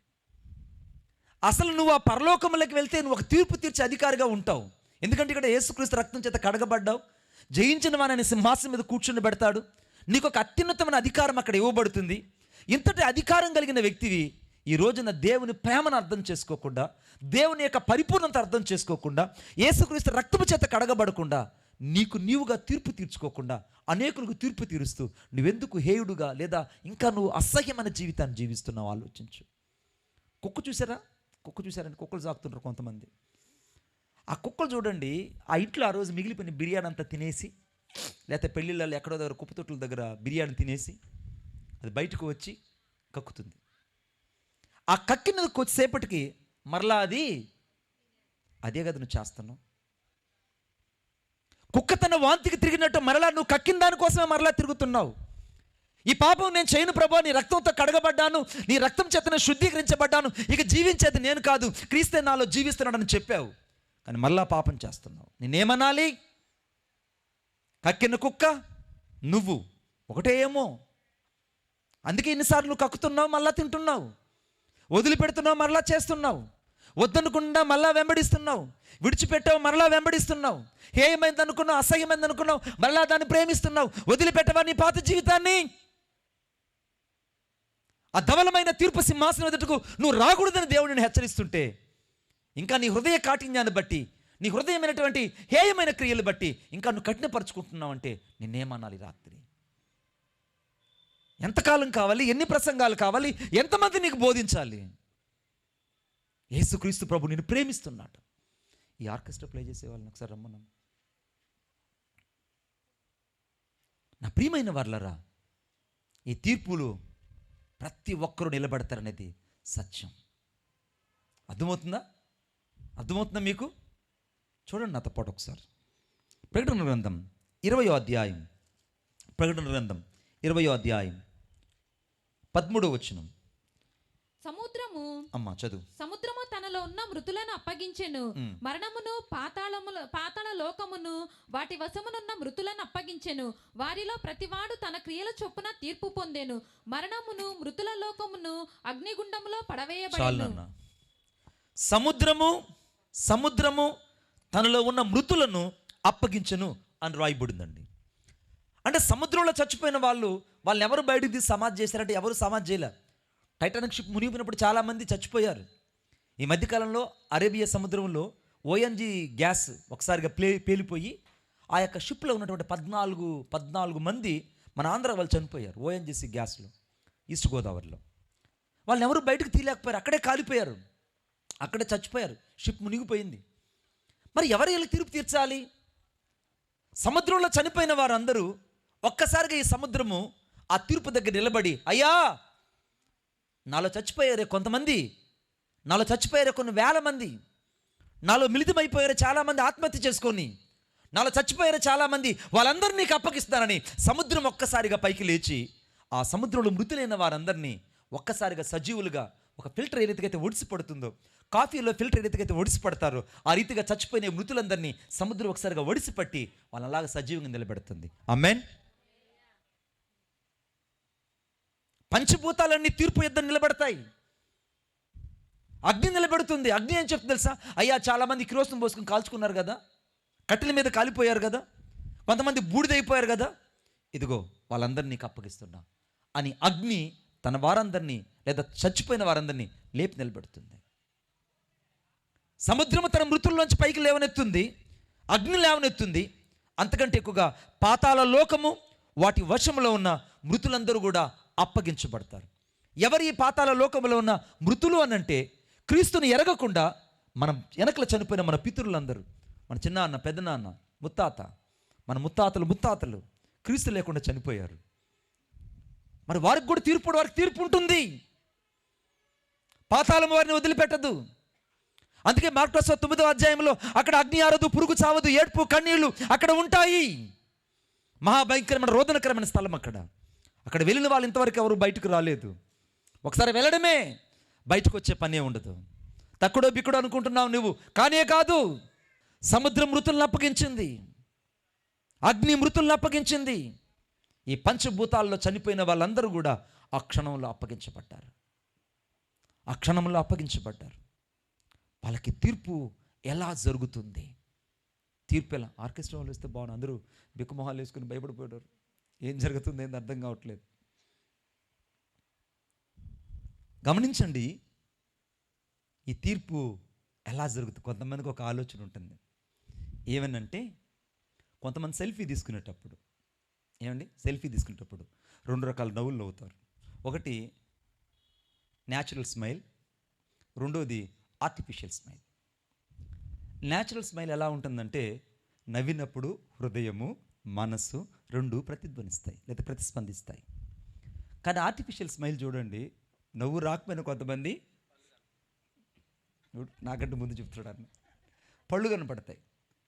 ఈ ఆర్టిఫిషియల్ స్మైల్ అన్నిటికంటే మహాభయంకరమైనది. ఎందుకంటే కొంతమంది మాట్లాడేటప్పుడు అర్థమైందా, వాళ్ళు ఏమనుకుంటారని నవ్వుతారు. ఆ చెప్పమూతిని సంతోషపెట్టడానికో లేకుంటే నక్క మూతిని సంతోషపెట్టడానికో, లేకుంటే ఆ కుక్క మూతిని సంతోషపెట్టడానికో ఆర్టిఫిషియల్ స్మైల్ ఒకటి ఇస్తుంటారు. ఈ ఆర్టిఫిషియల్ స్మైల్ ఎలా ఉంటుందంటే హృదయం స్పందించదు, మనసు స్పందించదు, ఆలోచన స్పందించదు, ఎదుటి వ్యక్తి కూడా ప్రేమ కనపడదు. ఆమేన్. అవునా కాదా చెప్పండి అమ్మా. నవ్వేది మీరే కదమ్మా, చెప్పండి అమ్మా. నవ్వేది మీరేగా. ఆర్టిఫిషియల్ స్మైల్ చాలామంది ఇస్తుంటారు, అవి మానుకోండి. ఈరోజు యేసుక్రీస్తు రక్తం చేత కడగబడిన నీవు నిజంగా ఆయన్ని ప్రేమిస్తున్నావు కనుక తీర్పు నీకు ఎలా జరుగుతుంది, ఎప్పుడు జరుగుతుంది, ఈ తీర్పు ఎలా ఉంటుందన్న విషయాన్ని నేను చెప్పాలనుకుంటున్నాను. గమనించండి, మొదటగా ఈ తీర్పు 3 విషయాలను బట్టి దేవుడు తీర్పు తీరుస్తాడు. ఒకటి, గ్రంథాన్ని బట్టి. అయ్యా గ్రంథాన్ని బట్టి అంటే మనిషికి ఒక గ్రంథం ఉంటుందా? ఏమండి, డౌట్ ఒకటి వస్తుంది ఇక్కడ. మనిషికి ఒక గ్రంథం ఉంటుందా అని. ఇంట్లో భార్యకు ఒక డైరీ ఉంటుంది, అన్నకు ఒక డైరీ ఉంటుంది, నాకు ఒక డైరీ ఉంటుంది, మా పిల్లలకు ఒక డైరీ ఉంటుంది. ఆమేన్. ఉంటుందా ఉండదా ఇళ్ళల్లో? ఏమండి, నా సాంగ్ డైరీ ఎవరు తీసుకున్నారు? ఏమడుతుంటారు? చర్చికి పోయాడు గుర్తుంది వీడికి. నా సాంగ్ డైరీ ఎవరు తీసుకున్నారు అంటాడు. అమ్మ నా డైరీ నేను తీసుకోండా, నా పాటల పుస్తకం నా దగ్గర ఉంది. అంటే ఒక్కొక్క గ్రంథం లేదా ఒక్కొక్క డైరీ ఇంట్లో ఉన్నప్పుడు ఒక్కొక్కటి కూడా గ్రంథం అనేది. అందుకే వాని క్రియల చొప్పున ప్రతి వానికి తీర్పు తీర్చడానికి ఆయన ఎదుట ఒక గ్రంథం ఉంటుంది. ఆమేన్. ఒక గ్రంథం ఉంటుంది. చూడండి నాతో పాటు దయచేసి, నాతో పాటు చూడండి. యోబు గ్రంథం 34వ అధ్యాయం 21వ వచనం. యోబు గ్రంథం 34వ అధ్యాయం 21వ వచనం. ఆయన దృష్టి నరుల మార్గముల మీద ఉంచబడినది, ఆయన వారి నడకలన్నిటినీ కనిపెట్టి చూచుచున్నాడు. నడకలన్నిటినీ కనిపెట్టి దేవుడు చూస్తున్నాడు. దేవుని ఎదుట ఒక గ్రంథం ఉంది. ఆ గ్రంథంలో నీ నడక, నీ పడక, నీ మాట, నీ తీరు యావత్తు దేవుడు రికార్డ్ చేస్తుంటాడు. ఆమేన్. ఏమండి, ఇన్ని రికార్డ్ చేయాలంటే ఇప్పుడు నా డైరీ అంతా నింపబడిపోయి ఉంటుందా? చెప్పాలి. నువ్వు మాట్లాడిన ప్రతి మాటను బట్టి, నువ్వు ఏదైతే వ్యర్థంగా పలికావో, నువ్వు వ్యర్థంగా పలికిన ప్రతి మాట అంతా కూడా అక్కడ రికార్డ్ చేయబడి ఉంటుంది. నీల్ ఆమ్స్ట్రాంగ్, ఎడ్విన్ ఆల్డ్రిన్, వీళ్ళు ముగ్గురు చంద్రమండలం మీద మొదటిసారి అడుగుపెట్టారు. వాళ్ళు అక్కడ వ్యోమగాముల సంచరించి అక్కడ కొన్ని మాటలు మాట్లాడారు, తిరిగి వచ్చారు. శూన్యముల మాటలు వినబడవు. మీకు అర్థమవుతున్న? శూన్యముల మాటలు వినబడవు. కానీ వీళ్ళు అక్కడ కొన్ని మాటలు పలికి అక్కడ రికార్డ్ చేసి పెట్టొచ్చారు. ఈ మధ్యకాలంలో నాసా వాళ్ళు అక్కడికి వెళ్ళిన తర్వాత వీరు ఏం మాట్లాడారో ఆ రోజుల్లోనే 1974లో ఆ యొక్క హార్డ్ డిస్క్ని ఓపెన్ చేసి వాళ్ళు చూసినప్పుడు వీళ్ళు క్రీస్తుని గురించి మాట్లాడున్నారు. ఆమేన్. వాళ్ళు ఏం మాట్లాడారు తెలుసా? అక్కడ మేము చంద్రమండలం రావడం గొప్ప విషయం కాదు, మా కొరకు మహా గొప్ప దేవుడు పరలోకాన్ని విడిచిపెట్టి భూలోకానికి రావడమే మహా గొప్ప విషయం. కొట్టండి చెప్పండి గట్టిగా. మా కొరకు పరలోకాన్ని విడిచిపెట్టి భూలోకానికి వచ్చాడే మహామహుడైన ఆ గొప్ప దేవుడు, ఆయనే గొప్పవాడు, మేము కాదు. చంద్రమండలానికి రావడం గొప్ప విషయం కాదు. ఈ ఘనత అంతా కూడా యేసుక్రీస్తు ప్రభు. కానీ వాళ్ళు మాట్లాడిన మాటలు శూన్యములు రికార్డ్ అయ్యాయండి. ఇంకో మాట చెప్తాను మీకు. మా ఎస్వి యూనివర్సిటీలో తిరుపతిలో ఒక ప్రవళిక అనే ఒక అమ్మాయిని కళ్ళల్లో ఇసుకు పోసి హత్య చేసి చంపేశారు. చాలా భయంకరమైనటువంటి ఇన్సిడెంట్ అది 1984లో. అప్పట్లో ఇంత కమ్యూనికేట్ కూడా లేదు. ఆ ప్రవళిక అనే అమ్మాయి 3rd BSc చదువుతుంది. తను అత్యాచారం చేయబడి చంపబడింది. అప్పట్లో ఇంత టెక్నాలజీ కూడా లేదు. కేసును క్లోజ్ చేశారు. ఎవరు చంపారో తెలియదు. కేసు వాళ్ళ మీద లేదు అన్నారు కానీ ఎవరిని జైలుకి పంపలేదు, క్లోజ్ అయిపోయింది. కానీ 20 సంవత్సరాల తర్వాత ఆ కేసును మరలా బయటకు తీశారు. బయటకు తీసిన తర్వాత ఈ అమ్మాయి చివరిసారిగా హాస్టల్లో నుంచి అప్పట్లో జియో ఫోన్లు వచ్చాయి ఫస్ట్లో స్టార్టింగ్లో. మీకు గుర్తున్నాయా? దాన్ని ఏమంటారు? Touch keypads Nokia phones ఉన్నాయి కదా, అలాంటి ఫోన్స్. ఆ ఫోన్లో ఆ రోజున చాలా నెంబర్లకు ఫోన్ చేసింది. లాస్ట్ నెంబర్కి ఒక ఫోన్ కాల్ వెళ్ళింది. ఆ లాస్ట్ నెంబర్ని వాళ్ళు తీసుకొని నేరుగా బిఎస్ఎన్ఎల్ ఆఫీస్కి వెళ్ళి అక్కడ డేటా మెగాస్టోర్ హార్డ్ డిస్క్ అనేటువంటి మెగాస్టోర్లో ఈ రికార్డులన్నీ కూడా, మన మాటలన్నీ కూడా అక్కడ వాయిస్ రికార్డ్ అవుతుంటుంది. మీరు నమ్మినా నమ్మకపోయినా. అందుకే మాట్లాడేటప్పుడు జాగ్రత్తగా మాట్లాడండి. ఆమేన్. ప్రతి మాట రికార్డ్ అవుతుంటుంది.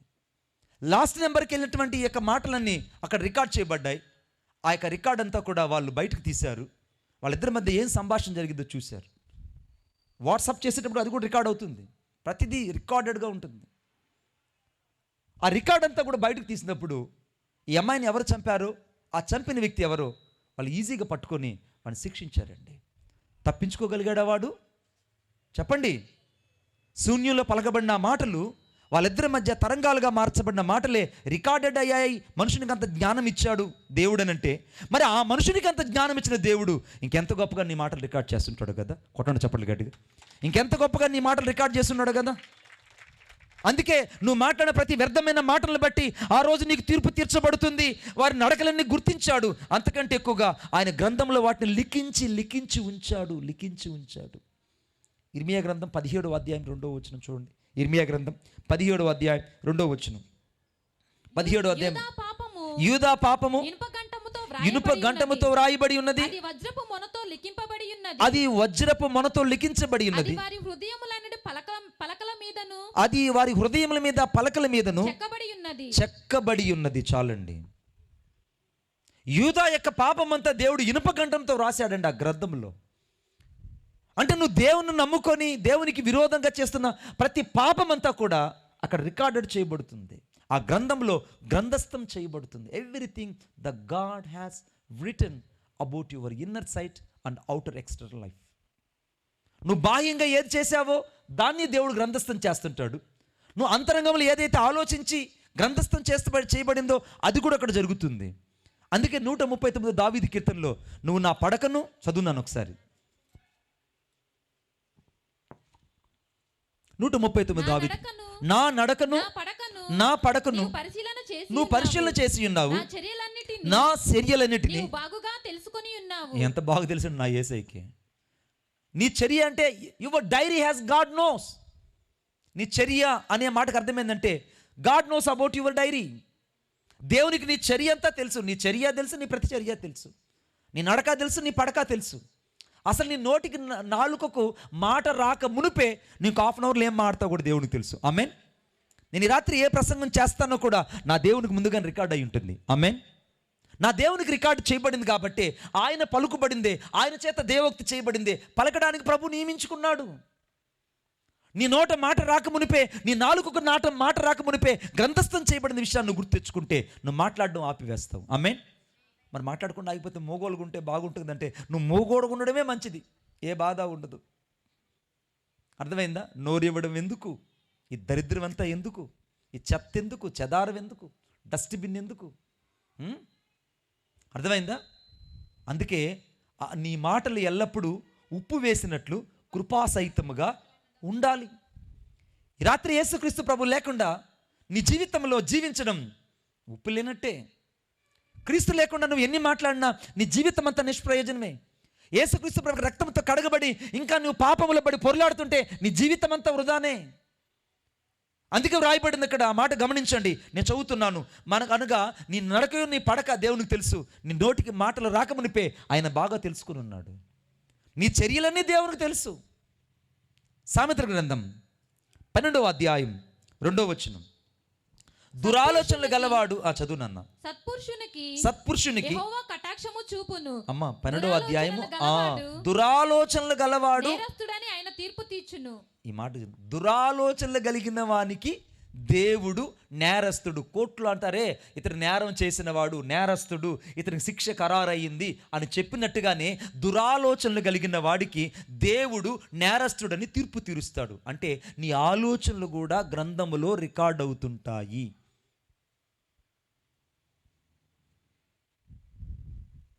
నీ నోటి మాటలు రికార్డ్ అవుతుంటాయి, నీ ఆలోచనలు రికార్డ్ అవుతుంటాయి, నీ నడక రికార్డ్ అవుతుంటుంది, నీ పడక రికార్డ్ అవుతుంటుంది, నువ్వు పలికే ప్రతి మాట రికార్డ్ అవుతుంటుంది, నువ్వు పలికే ప్రతి వ్యర్థమైన సంభాషణ రికార్డ్ అవుతుంటుంది. దేవుని గ్రంథములో ప్రతి దాన్ని బట్టి ఆ రోజు నీకు తీర్పు తీర్చబడుతుంది. అందుకే లూకా సువార్త 12వ అధ్యాయం 2-3 వచనం రాయబడింది. మరుగైనది ఏదియు బయలుపరచబడకపోదు, రహస్యమైనది ఏదియు తెలియబడకపోదు. రహస్యమైనది ఏదైనా తెలియబడకపోదు. ఏమండి, మనుషుడికే ఇంత టెక్నాలజీ దేవుడిస్తే ఈ మాట్లాడిన మాటలు, చేసిన ఎస్ఎంఎస్లన్నీ ఒక రికార్డ్ స్టోర్లో భద్రపరచగల క్యాపబిలిటీ ఈ మనుషుడికే దేవుడిస్తే, ఆ మనుషుని కలుగు చేసిన దేవునికి ఇంకెంత గొప్ప జ్ఞానం ఉంటుందండి. ఆమేన్. ఎంత గొప్పగా రికార్డ్ అయి ఉంటాయండి. ఆ గ్రంథములో ప్రతిదీ రికార్డ్ చేయబడి ఉంటుంది. ఆ గ్రంథములు విప్పబడినప్పుడు అనగా 12వ వచనం నేను చదువుతున్నాను చూడండి. అనగా ప్రకటన గ్రంథం 20వ అధ్యాయం 12వ వచనం. మరియు గొప్పవారేమి కొద్దివారేమి మృతులైన వారందరూ ఆ సింహాసనం ఎదుట నిలవబడి చూచితిని. అప్పుడు గ్రంథములు విప్పబడెను. గ్రంథములు విప్పబడెను. ఒక గ్రంథం కాదమ్మో, గ్రంథములు. నీ కొరకు గ్రంథం నింపబడిపోయి ఉంటుంది అక్కడ. గ్రంథం అక్కడ ఫుల్ అయిపోయి ఉంటుంది. డైరీ మారిపోతే కొత్త సంవత్సరం కూడా డైరీ బెటరు. చచ్చేదాకా ఒక డైరీ ఉంటుంది. చచ్చేతర తెలుస్తుంది ఈ జీవితం అసలు నాటకం అంతా. ఆ డైరీ ఓపెన్ చేయబడుతుంది. ఆ డైరీలో ప్రతిరోజు రికార్డెడ్గా నమోదు చేస్తాడు దేవుడు. ప్రతి మినిట్ కూడా రికార్డ్ అవుతుంటుంది. అసలు మీకు ఒక మాట నేను గుర్చైనా, యెహోవా యందు భయభక్తులు కలిగిన వాళ్ళు, అనగా ప్రసంగ గ్రంథం చదువుతుంటాం, యెహోవా యందు భయభక్తులు కలిగి ఇద్దరు కూడి మాట్లాడుచున్నప్పుడు, ప్రసంగ గ్రంథం 12వ అధ్యాయం 14వ వచనంలో, ఆయన చెవియొగ్గి ఆలకించుచుడును, తన గ్రంథములో, జ్ఞాపకార్థ గ్రంథములో అదంతా దేవుడు రికార్డ్ చేస్తుంటాడు. God has recorded everything what you have communicated in both. నీవు నేను ఏది మాట్లాడుకుంటున్నామో కూడా దేవుడు విని ఆయన మొత్తం రికార్డ్ చేస్తుంటాడు. ఆ మలాకిలో కూడా ఉంది. చూడు నాతో పాటు దయచేసి 11వ అధ్యాయం 9వ వచనం. ప్రసంగ గ్రంథం 11వ అధ్యాయం 9వ వచనం. 11:9.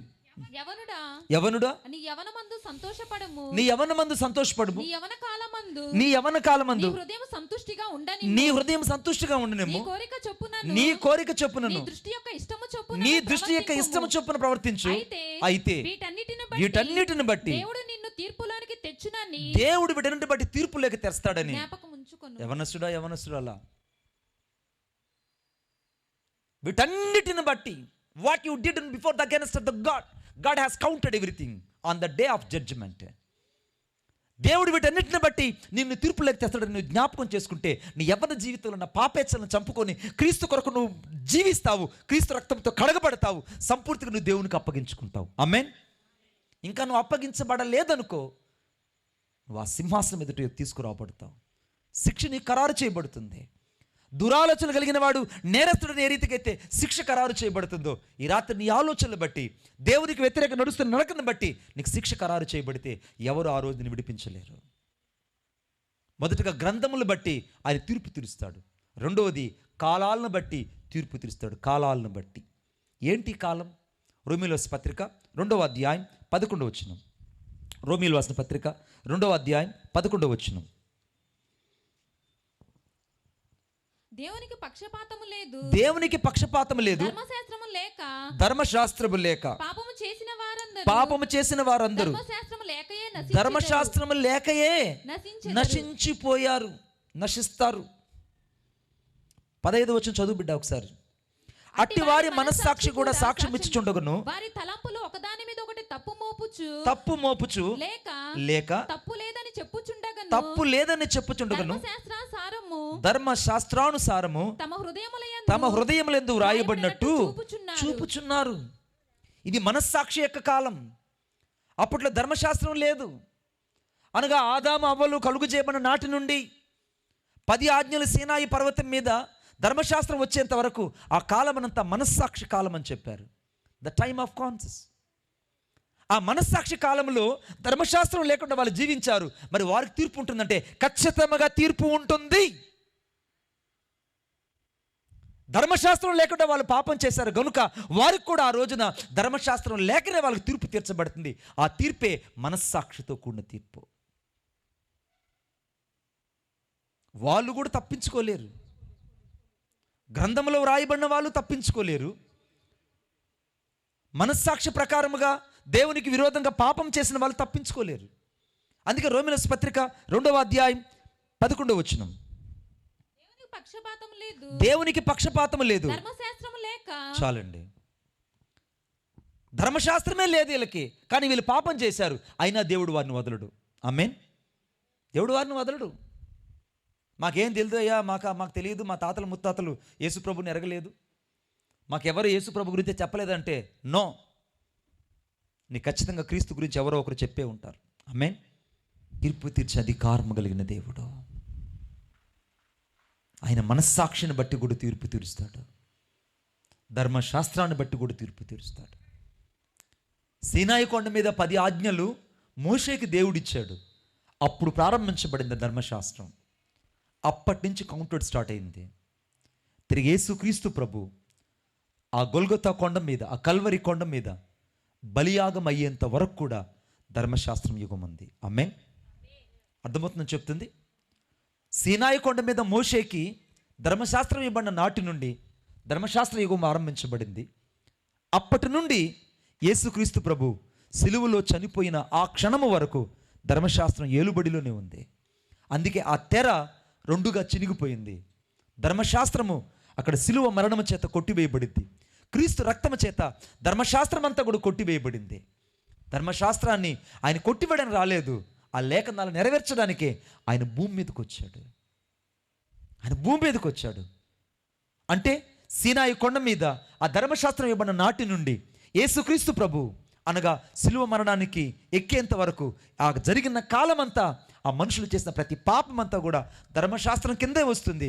ఆ ధర్మశాస్త్రాన్ని బట్టే వారికి తీర్పు తీర్చబడుతుంది. అక్కడ కూడా ప్రజలు తప్పించుకోలేరు. అక్కడ కూడా ప్రజలు తప్పించుకోలేరు. ఎందుకో తెలుసా? నాతో పాటు చూడండి, దయచేసి నాతో పాటు చూడండి. రోమీయుల పత్రిక 2వ అధ్యాయం 11వ వచనం. దేవునికి పక్షపాతం లేదు. దేవునికి ఇప్పుడు పక్షపాతం లేదు. ధర్మశాస్త్రం లేక, చూసారా, మనస్సాక్షి ధర్మశాస్త్రం లేకుండా మనస్సాక్షికులను పాపం చేశారే వారికి తీర్పు ఉంటుంది. ధర్మశాస్త్రం వచ్చిన తర్వాత పాపం చేశారే వారికి కూడా తీర్పు ఉంటుంది. ఇప్పుడు సువార్తను నమ్మి దేవుని ఎదుట పాపం చేస్తున్నారే వారికి కూడా తీర్పు ఉంటుంది. నేను 3 విషయాలు చెప్పాను. 1, గ్రంథమును బట్టి దేవుడు తీర్పు తీరుస్తాడు. 2వది, కాలాలను బట్టి దేవుడు తీర్పు తీరుస్తాడు. 3వది, సువార్తను బట్టి దేవుడు తీర్పు తీరుస్తాడు. రోమీయుల పత్రిక 2వ అధ్యాయం 16వ వచనం. దేవుడు నా సువార్త ప్రకారము యేసుక్రీస్తు ద్వారా మనుషుల రహస్యములను విమర్శించు దినమందు ఇలాగు జరుగును. మనుషుల రహస్యములను విమర్శించే దినం, the day of judgement. Every secret has open the day. ప్రతి మర్మము, ప్రతి అంతరంగము ఆ రోజు తెరవబడుతుంది. ఆ రోజు నాకు యేసుక్రీస్తు ప్రభు తెలియదంటే కుదరదు. ఈ శబ్ద యంత్రం ద్వారా ఎంతమందికి అయితే యేసుక్రీస్తు ప్రభు దేవుడిని ప్రకటించబడుతుందో విన్న ప్రతి చెవి ఆ రోజు ఒప్పుకోక తప్పదు. ఆమేన్. నాకు తెలియదు బ్రదర్, నేను యేసు ప్రభు తెలియదు, నాకు ఏం తెలియదు, జాకబన్న పాట పాడేటప్పుడు నేను వినలేదు. అర్థమైందా? అర్థమవుతుందండి. శ్యామలమ్మ గారు మీటింగ్ పెట్టిన విషయం నాకు తెలియదు. నువ్వు సువార్త కరపత్రిక అందించబడింది నీ చర్చిల్లో, అది కూడా కౌంటెడే. ఆమేన్. ఆ వాల్ పోస్టర్ అక్కడ అంటించబడినప్పుడు అక్కడ చూసి నువ్వు తప్పించుకొని వెళ్ళిపోయావే, అది కూడా కౌంటెడ్. నీ చెవి దేవుని వాక్యానికి ఇవ్వకుండా ఆ వాక్యం విన్నట్టు చెవి మూసుకున్నావే, అది కూడా కౌంటెడ్. నువ్వు యూట్యూబ్ చూస్తున్నప్పుడు సువార్త వాక్యం వచ్చినప్పుడు అలాగ దాన్ని జంప్ చేసి ఇంకొక దగ్గరికి వెళ్ళిపోయావే, అది కూడా కౌంటెడ్. వింటున్నావా? The God has counted everything. అందుకే ఆ రోజు ప్రతి మర్మమును ఆయన బట్టపైలు చేసే రోజు ఒకటి వస్తుంది. నువ్వు ఎక్కడ తప్పించుకున్నాను అని చెప్పడానికి కూడా వీలు పడుతుంది. ఎందుకంటే ఆ రోజు అక్కడ శరీరం ఉండదు, ఆత్మ ఉంటుంది, మహిమాదేహం ఉంటుంది. ఈ మహిమాదేహానికి అబద్ధాలు చెప్పే స్వభావం తెలియదు. ఆమేన్. ఏమండి, నేను చెప్పా కదా, మహానటులు మహానట కౌశల్యత అక్కడ చెల్లదు. ఎందుకంటే అక్కడ శరీరాలు ఉండవు. కొంచెం ఈ కుర్రోడు వెళ్ళిపోయాడు, ఈ బ్యాటరీ వీక్ అయిపోయింది, హమ్మింగ్ వస్తుంటుంది, ఇలా ఉంటుంది చిన్నపిల్లల విషయం. ఆ కౌశల్యత ఏమి అక్కడ చెల్లదు. కాబట్టి ఆ రోజున సువార్త నాకు తెలియదు, నాకు చెప్పబడలేదు, నేను వినలేదంటే దేవుడు ఊరుకోడు. నీకు సువార్త అందించబడింది, సువార్త అందించబడింది. హెబ్రీయుల రాసిన పత్రిక 10వ అధ్యాయం 19వ వచనం. సహోదరులారా, యేసు మన కొరకు ప్రతిష్ఠించిన మార్గమున అనగా నూతనమైనదియు జీవము గలదియు ఆయన శరీరమును తెర ద్వారా ఏర్పరచబడినదినైన మార్గమున ఆయన రక్తము వలన పరిశుద్ధ స్థలమునందు ప్రవేశించుటకు మనకు ధైర్యము కలిగి ఉన్నది గనుకను, దేవుని ఇంటి పైన మనకు గొప్ప యాజకుడు ఉన్నాడు గనుకను, మన సాక్షికి కల్మషము తోచకుండునట్లు ప్రోక్షింపబడిన హృదయములు గలవారమును నిర్మలమైన ఉదక స్నానము చేసిన శరీరములు గలవారం ఉదక స్నానం చేయబడి వాక్యము చేత కడగబడిన వాళ్ళు, వాక్యం అంటే ఇంకా తెలిసి కూడా వాక్యమునకు వ్యతిరేకంగా పాపం చేసేవాళ్ళు, సువార్త విని కూడా మారు మనసు పొందని వాళ్ళు, సువార్త కరపత్రం తీసి కొంతమంది ఇసిరి పడేసి వెళ్ళిపోతుంటారు. తప్పు ఎవరిది కాదు అక్కడ. జాకోబనం చేశాడు, అన్న డ్యూటీ చక్కగా ప్లే చేశాడు. అర్థమైందా? వారి వారి పని వాళ్ళు నిర్వర్తించారు. కానీ తీర్పు మాత్రం చాలా కఠినంగా ఉంటుంది. ఆ రోజు నాకు తెలియదు, నాకు సంబంధం లేదు, నేను వినలేదు, అసలు నేను ఆ పాంప్లెటే చూడలేదంటే నువ్వు తీసుకొని పడవేసావే, ఆ పాంప్లెట్ మాట్లాడడం ప్రారంభించబడుతుంది. లేదు, పలాని రోజున పలాని వీధిలో పలాని సెంటర్లో నీకు సువార్త అందించబడుతున్నప్పుడు, యేసే రక్షకుడు అని చెప్తున్నప్పుడు నీ విన్నట్టు వెళ్ళిపోయావు. ఏ శరీరయు ఆ దినాన్ని తప్పించుకోలేడు. సువార్తను బట్టి కూడా దేవుడు తీర్పు తీరుస్తాడు. ఆమేన్. కాబట్టి ప్రకటించబడుతున్న ఈ సువార్త ఇది నామకార్థం కాదు. ఇది నజరేయుడైన యేసుక్రీస్తు ప్రభు యొక్క ఉదక స్నానం చేత పవిత్రపరచబడి మనస్సాక్షి కల్మషము తోచుకున్నట్లు ఈరోజు ప్రకటించబడుతుంది. యేసుక్రీస్తు ప్రభు రక్షకుడిని. కొట్టండి చప్పట్లు గట్టిగా. యేసు నేనే మార్గము, నేనే జీవము, నేనే సత్యమునై ఉన్నాను, నా ద్వారా తప్ప ఎవరు పరలోక రాజ్యానికి వెళ్ళలేరు. ఈ రాత్రి మన పాపలు మనం ఒప్పుకున్న ఎడల ఆయన నమ్మదగిన వాడు, నీతిమంతుడు కనుక సమస్త దుర్నీతి నుండి కడిగి పవిత్రుని చేయగలడు. కాబట్టి ఈరోజు నీ జీవితాన్ని ఆలోచించాలి. కాలాలను బట్టి ఆయన తీర్పు తీర్చగలడు. చివరిగా జీవ గ్రంథాన్ని బట్టి తీర్పు తీరుస్తాడు. జీవ గ్రంథాన్ని బట్టి చూడండి నాతో పాటు. ప్రకటన గ్రంథం 20వ అధ్యాయం 12వ వచనం. మరియు గొప్పవారేమి, మధ్య భాగంలో చదువునాన్న. అప్పుడు గ్రంథములు విప్పబడెను, మరియు జీవ గ్రంథమును వేరొక గ్రంథము విప్పబడెను. చూసావమ్మా, ఆ గ్రంథాలు వేరు, జీవ గ్రంథం వేరు. ఆ గ్రంథాలు వేరు. నీకోసం రాసుకున్నాడు దేవుడు గ్రంథం. మేరమ్మ, ఓ రిప్కమ్మ, సీమోను, అర్థమైందా? మన గ్రంథాలు వేరు, జీవ గ్రంథం ఒకటి వేరు. ఆ జీవ గ్రంథంలో ఎవరి పేరైతే వ్రాయబడలేదో, ఆ జీవ గ్రంథమందు ఎవరి పేరైతే వ్రాయబడలేదో వాడు అగ్నిగుండములో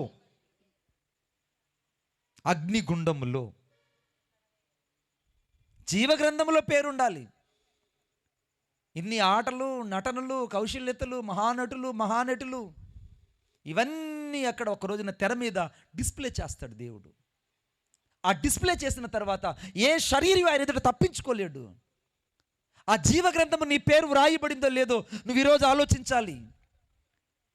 ఆ జీవ గ్రంథము ఎవరి పేరైతే కనబడదో ఆ గ్రంథము విప్పబడిన తరువాత ఆ పేరు లేని వాళ్ళు కూడా అక్కడ ఉంటారని వాక్యం చెప్పబడింది. నిర్గమకాండం 32వ అధ్యాయం 32వ వచనం. 32వ అధ్యాయం 32వ వచనం. దావీదు కీర్తన 69:28 వచనం తీసి పెట్టుకోండి ఒక త్వరగా. అయ్యో, నీవు వారి పాపమును ఒకవేళ పరిహరించితివా, లేని ఎడల. అమ్మ ఈ మాట గమనించండి. నువ్వు రాసిన ఈ గ్రంథమందు నాయనా నా పేరు తొడవద్దు నాయన. ఒక్కసారి నువ్వు రాసే ఒక గ్రంథాన్ని, మోషేకి అర్థమైపోయింది, గ్రంథం ఒకటి రికార్డ్ అవుతుంది, అది జీవ గ్రంథం. ఆ జీవ గ్రంథంలో నా పేరు లేకపోతే నేను వెళ్ళలేని విషయం మోషేకి తెలిసిపోయింది. కనుకనే బ్రతిమలాడుతున్నాడు దేవుడిని అక్కడ. చూడండి, దావీదు కీర్తన 69:28 వచనం. 69:28 వచనం. నీ దేవుడు నీకు బలము కలుగ నియమించి ఉన్నాడు. దేవా, నీవు మా కొరకు చేసిన దానిని బలపరచుము. యెరూషలేములోని నీ ఆలయమును బట్టి రాజులు నీ యొద్దకు కానుకలు తెచ్చెదరు.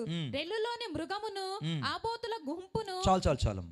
ఈ 69:28 వచనంలో ఏదైతే దేవుని కొరకు నువ్వు చేశావో అవన్నీ కూడా దేవుడు అక్కడ రికార్డ్ చేసి పెట్టుంటాడు. ఫిలిప్పీయుల రాసిన పత్రిక 4వ అధ్యాయం 3వ వచనం. ఫిలిప్పీయుల రాసిన పత్రిక 4వ అధ్యాయం 3వ వచనం. త్వరగా చదవండి. ఫిలిప్పీ 4:3, ప్రకటన 13:8. అవును, నిజమైన సహకారి ఆ స్త్రీలు క్లెమెంతోను నా ఇతర సహకారులతోను సువార్త పనితో నాతో కూడా ప్రయాసపడి వారును గనుక వారికి సహాయం చేయమని నిన్ను వేడుకొనుచున్నాను. సహకారుల పేర్లు, ఈ మాట నోట్ చేస్తున్నా, ఆ సహకారుల పేరు జీవ గ్రంథమందు వ్రాయబడి ఉన్నవి. అమ్మవు జీవ గ్రంథమందు వాళ్ళ పేర్లు ఎవరోళ్ళు? సహకారులు. ఎవరైతే సువార్తకు సహకరిస్తారో, ఈ సువార్త సభల కోసం ఎవరైతే, అమ్మా నువ్వు చేస్తున్న ఈ మంచి కార్యానికి నా వంతు నేను చేస్తున్నాను. నాకు ఇవ్వబడింది ఏది నాది కాదు, ఆ దేవుని వల్ల నేను అనుగ్రహించబడింది, ఇదిగో నా వంతుగా నేను ఇస్తున్నాను అని చెప్పిన ప్రతి వాని పేరు ఆ జీవ గ్రంథం రాయబడుతుంది. ఆమేన్. అర్థమవుతుందని చెప్పేది. ఎవరైతే పరిచర్యకు సహకరించారో, ఎవరైతే పరిచర్య చేశారో, ఎవరైతే పరిచర్యకు ముందున్నారో వారందరి పేర్లు ఆ జీవ గ్రంథం ముందు వ్రాయబడి ఉంటాయి. ప్రకటన గ్రంథం 13వ అధ్యాయం 8వ వచనం. భూనివాసులందరూ జగదుత్పత్తి మొదలుకొని వధింపబడి ఉన్న ఈ మాట నోట్ చేసుకోండి. గొర్రె పిల్ల యొక్క జీవ గ్రంథమందు ఎవరి పేరు వ్రాయబడలేదో వారు ఆ మృగమునకు నమస్కారం చేయుదురు. చాలండి. ఈ జీవ గ్రంథంలో ఎవరి పేరైతే ఉండరో వాళ్ళు మాత్రమే 666 ముద్ర వేసుకుంటారు. వారు మాత్రమే ఆ మృగమునకు సాదృశ్యమైన క్రీస్తు విరోధికి నమస్కారం చేస్తారు. అంటే 666 ముద్ర వేసుకున్న వాళ్ళందరూ కూడా ఈ తీర్పులోనే ఉంటారు. ఎవరైతే క్రీస్తుకు విరోధంగా లేచారో వారందరూ ఈ తీర్పులో ఉంటారు. మారు మనసు పొందని వారు ఉంటారు. సువార్తకు సహకరించకుండా, జీవితాన్ని యేసుకు అప్పగించకుండా, కానుక ఇవ్వవలసిన సమయంలో కూడా కానుక ఇవ్వకుండా కఠినపరుచుకున్న వారు కూడా అక్కడ ఉంటారు.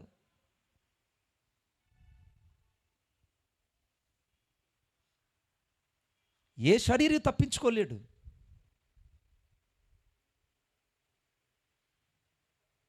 దేవునికి ఇచ్చేటప్పుడు ఎప్పుడు కూడా ఘనమైనది ఇవ్వడానికి ప్రయత్నించాలి. నేను ఎప్పుడు కూడా దేవుని కానుక ఇచ్చేటప్పుడు ఇలా ఎప్పుడు వెతికి ఇవ్వను. ఇలా ఎతికి ఏది చిన్నదా అని చూసి ఇవ్వను. ఏది నా దగ్గర శ్రేష్టమైంది, ఘనమైంది ఉంటుందో ఆ ఘనమైన నోటునే దేవునికి ఇవ్వడానికి ఇష్టపడతా. కారణం ఏంటంటే నా దేవుడు నన్ను జ్ఞాపకం చేసుకున్నాడు కనుక, రక్షణ దయచేశాడు కనుక, ఆయన ఘనత కొరకు ఈ భూలోకం నన్ను ఉంచాడు కనుక, ఆయన ఇచ్చినది ఆయనకి ఇవ్వడానికి నా జీవితంలో ఎందుకు నేను ఆలోచించాలి? 8వ వచనం. నీవు చూచిన ఆ మృగముండిని గాని ఇప్పుడు లేదు. అయితే అది అగాధ జనములో నుండి పైకి వచ్చుటకును నాశనమునకు పోవుటకును సిద్ధముగా ఉన్నది. నాశనానికి పోవడానికి సిద్ధపడిన వాళ్ళందరి పేర్లు ఆ జీవ గ్రంథంలో ఉండవు కనుక వాళ్ళు కూడా ఆ తీర్పులోకి వస్తారు. ఆమేన్. మీకు చాలా జాగ్రత్తగా గమనించాలి. ప్రకటన గ్రంథం 21వ అధ్యాయం 27వ వచనం. ప్రకటన గ్రంథం 21:27. గొర్రె పిల్ల యొక్క జీవ గ్రంథమందు వ్రాయబడిన వారే దానిలో ప్రవేశిస్తారు. బాగా గమనించండి. నిషిద్ధమైనది గాని, అసహ్యమైనది గాని, అబద్ధమైనది గాని జరిగించు వాడైనను పరలోక రాజ్యములోకి ప్రవేశించలేడు. జీవ గ్రంథంలో పేరు లేనివాడు ప్రవేశించలేడు. పరిచర్యకు సహకారం అందించిన వాడు ప్రవేశించలేడు. పరిచర్యలో పాలు పంపులు పొందనవాడు ప్రవేశించలేడు. దేవుని కొరకు ఇవ్వవలసిన సమయంలో ఇవ్వలేని వాడు కూడా ప్రవేశించలేడు. ఎందుకంటే వాడు మారు మనసు లేదు, ఇవ్వలేడు. ఇవ్వాలనుకున్నా మారు మనసు రాదు. దానికి కూడా తీర్పు ఉంటుంది. ఈ వాక్యం చివరిలో చూడండి, భయం కలుగు చేస్తుంది. నిషిద్ధమైనది, అసహ్యమైనది, అబద్ధమైనది. ఏది నీకు నిషిద్ధమైందో, నీ నిషిద్ధమైనటువంటి క్రియలను బట్టి ఆ జీవగ్రంథంలో పేరు లేకపోతే నీ పరిస్థితి ఘోరంగా ఉంటుంది. పేరు లేకపోతే మళ్ళీ వెళ్ళి సచివాలయం వెళ్ళి రీఎంట్రీ చేసుకోవచ్చు. ఆధార్ కార్డులో పేరు మిస్ అయిపోతే మళ్ళీ మనం యూపీఐ కార్డు వల్ల మళ్ళీ నా పేరు ఇలా అయిందండి, అలా అయిందండి అని మళ్ళీ మార్చుకోవచ్చు. ఒకవేళ డేట్ ఆఫ్ బర్త్ తప్పు వస్తే మళ్ళీ వెళ్ళి రీఎంట్రీ చేసుకుని డేట్ ఆఫ్ బర్త్ని కరెక్షన్ చేసుకుని సచివాలయం నుంచి మళ్ళీ మనము ప్రింట్ తీసుకొచ్చుకోవచ్చు.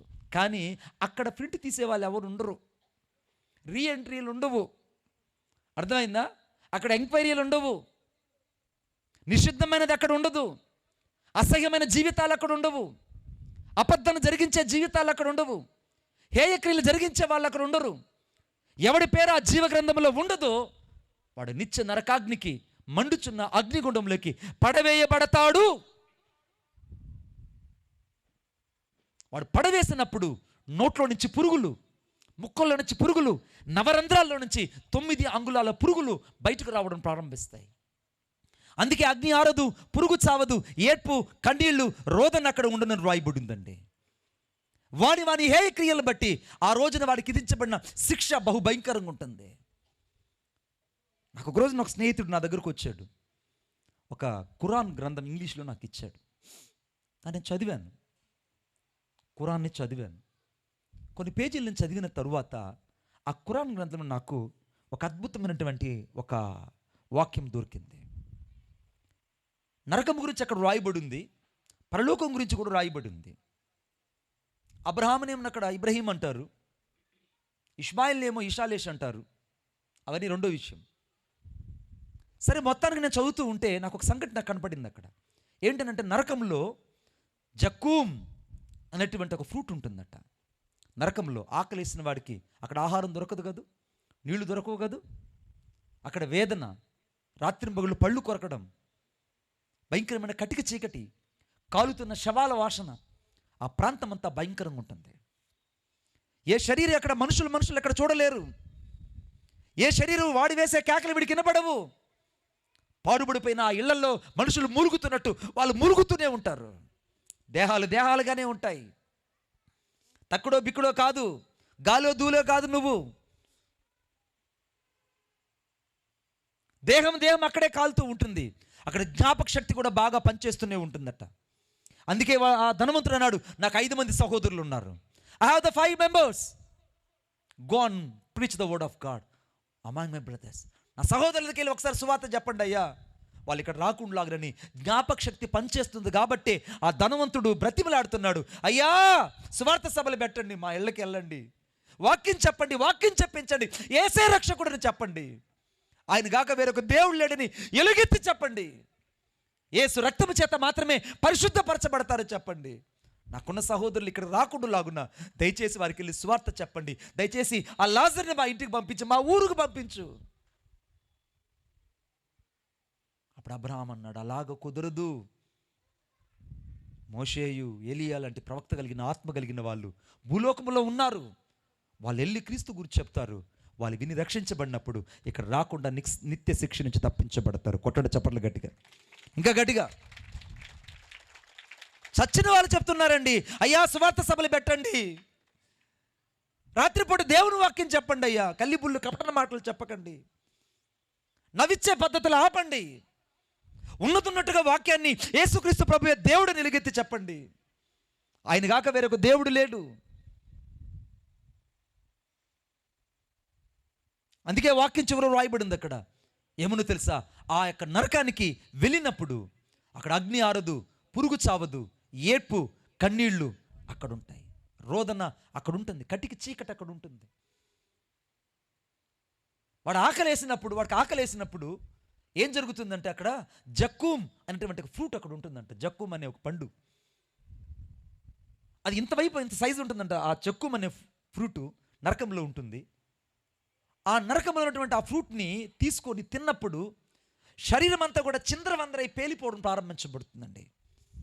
కడుపులోకి వెళ్ళినప్పుడు 1000 డిగ్రీల సెల్సియస్ వెళ్ళి టెంపరేచరు ఏ రీతిగా అయితే లోపలికి వెళ్తే తట్టుకోలేడు ఒక మనిషి, అంత భయంకరంగా వాడు ఆకలి తీర్చుకోవడానికి ఆ యొక్క జక్కూమ్ అనే ఫ్రూట్ తిన్నప్పుడు వాడి నోట్లో నుంచి రక్తం అలాగా జల కారిపోవడం ప్రారంభించబడుతుంది.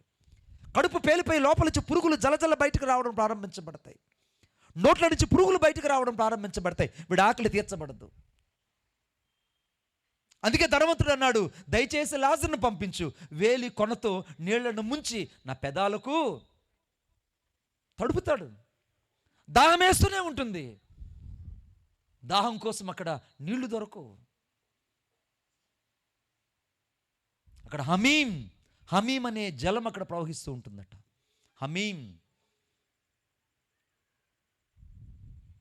ఆ హమీం అనే నది భయంకరమైనటువంటి ఉష్ణ నది అట. అది భయంకరమైన లావాజలముతో అగ్ని ప్రవాహమై ఆ నది పారుతూ ఉంటుంది.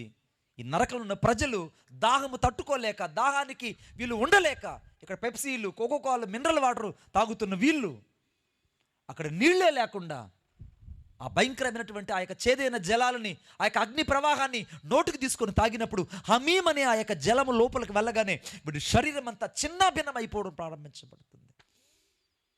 నిత్యము వేదన, పళ్ళు కొరకడం, వీడి జీవితం అక్కడ ఉంటుంది. వీడి శరీరం అంతా కూడా పైచాచికమైన శక్తుల చేత వీడు అక్కడ పీడించబడుతూ ఉంటాడు. రాత్రి పగలు అక్కడ తేడా ఉండనే ఉండదు. అక్కడ వెలుగు అక్కడ ఉండనే ఉండదు. భయంకరమైన చీకటి. ఆ చీకట్లో ఎవరుంటారు తెలుసా? పడద్రోయబడిన దేవదూతలు ఉంటారు. పడద్రోయబడిన దేవదూతలు. అందుకే యూదా రాసిన పత్రికలో పడద్రోయబడిన దేవదూతలు అందులో ఉంటారు. క్రీస్తు విరోధైన శాతానుడు తీర్పు తీర్చబడిన తరువాత, ఈ ధవలమైన సింహాసనం తీర్పు తర్వాత వాడికి కూడా దేవుడు తీర్పు తీర్చి ఆ నిత్య నరకాగ్నిలో పడవేస్తాడు. ఈ నమ్మని వారు అక్కడికే వెళ్తారు. జీవగ్రంథంలో పేరు లేని వాళ్ళు అక్కడికే వెళ్తారు. కాలాన్ని బట్టి తీర్పు తీర్చిన వాళ్ళు అక్కడికే వెళ్తారు. మనస్సాక్షిని బట్టి తీర్పు తీర్చబడిన వాళ్ళు అక్కడికే వెళ్తారు. సముద్రంలో మృతులు అక్కడికే వెళ్తారు. చివరకు పాతాళ వశంలో ఉన్న వాళ్ళు కూడా అక్కడికి వెళ్ళి తీర్పు తీర్చబడుతుంది. భూలోకంలో శాతారనే మనుషులు ఎంత భయంకరంగా చేస్తుంటే నరకంలోకి వెళ్ళిన తర్వాత వాడు ఎంత భయంకరంగా ప్రవర్తిస్తాడో ఆలోచించండి. ఒకడొకడు గాయపరుచుకుంటూ, ఒకడొకడు అక్కడ చీల్చుకుంటూ, ఒకడొకడు అక్కడ పెరుకు తినే పరిస్థితి ఉంటుంది. ఏ శరీరం అక్కడ నెమ్మదిగా ఉండడు. నరకంలో ఉన్న వాళ్ళు కేకలేస్తున్నారు, సువార్త సభ చెప్పండి అయ్యా, సువార్త సభలు పెట్టండి అయ్యా, సంఘానికి చెప్పండి అయ్యా, ఏసే రక్షకుడని సంఘానికి చెప్పండి అయ్యా. ఒక ధవలమైన సింహాసనపు తీర్పు ఉంది, ఆ తీర్పులోకి వెళ్తే ఎవడూ రాలేడని బయటికి. ఆ తీర్పు రాకమునిపే రక్షకుడైన యేసుక్రీస్తు రక్తపు చేత కడగబడి సిద్ధపడి ఆయన ఎదుర్కొనే ముఖాముఖి జీవితాన్ని దయచేయనట్లు వారిని సిద్ధపరచండి అని ఎలుగెత్తి కేకలేస్తున్నారండి అక్కడ కాలుతున్న వాళ్ళు. ఈ రాత్రి నీ బంధువులు, నీ స్నేహితులు, నీకంటే ముందు చనిపోయిన వాళ్ళు కూడా అక్కడి నుంచి కేకలేస్తారు, రావద్దురా ఇక్కడికి, వస్తే మళ్ళీ వెళ్ళవరా, ఉన్న పాటున నీ జీవితాన్ని యేసుక్రీస్తు ప్రభుకి ఇవ్వు. అందుకే వాక్యంలో రాయబడింది అక్కడ, ప్రకటన గ్రంథం 20వ అధ్యాయం 14వ వచనం, మరణమును మృతుల లోకములను అగ్నిగుండములో పడవేయబడిన మృతుల లోకము. మనకంటే ముందుగా చచ్చారే వాళ్ళందరినీ కట్టగట్టి కోటాను కోట్ల మంది నరకములో, ఇన్ఫినిటీ అనంతమైన లోకములో వాళ్ళు కాలుతూనే ఉంటారు. లోకముందా అంటే ఖచ్చితంగా ఉంది. మీరు నమ్మినా నమ్మకపోయినా మన యొక్క భూగ్రహానికి ముందు వీనస్ అనే ఒక గ్రహం ఉంది. వీనస్, దానికి ముందు మెర్క్యూరీ ఉంది. మెర్క్యూరీ తర్వాత వీనస్ ఉంది. వీనస్ తర్వాత ఎర్త్ ప్లాంట్ ఉంది. ఆ తర్వాత మన ముందు ఏముంది, జూపిటర్ ఉంది, అంటే బుధ గ్రహం ఉంది. మన ముందు శుక్రగ్రహము అంటే వీనస్ అనే గ్రహము, అది అగ్ని చేత ఎప్పుడు పేలిపోతుంటుంది, భయంకరమైన అగ్ని చేత మండుతూనే ఉంటుంది. సూర్యునికి దగ్గరగా ఉండే రెండవ గ్రహం కనుక అది భయంకరమైన ఉష్ణం చేత ఎప్పుడు కాలుతూ ఉంటుంది. అక్కడ మేఘాలు ఇక్కడలాగానే ఉంటాయి, కానీ ఆ మేఘాలు వర్షాన్ని కురిపిస్తూ ఉంటాయి. ఆ వర్షం ఏంటంటే సల్ఫ్యూరిక్ ఆమ్లం. అంటే సోదమ గోమర్రా పట్టణం మీద అగ్ని గంధకాలు ఏదైతే కురవబడ్డాయో అటువంటి వర్షం ఎప్పుడు ఆ యొక్క వీనస్ అనేటువంటి గ్రహంలో కురుస్తూనే ఉంటాయి. అక్కడ ఇలాగనే గ్రహం అది, కానీ ఆ గ్రహంలో వీళ్ళందరూ అక్కడ వేయబడతాడు దేవుని వాక్యం చెప్తుంది. ఎందుకనంటే ఆయన భూమి కింద భాగంలోకి దిగిందని అర్థం ఇస్తుంది.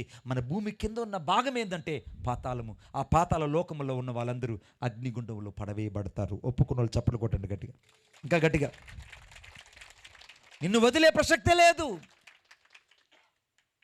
రికార్డెడ్ చేస్తున్నాడు దేవుడు.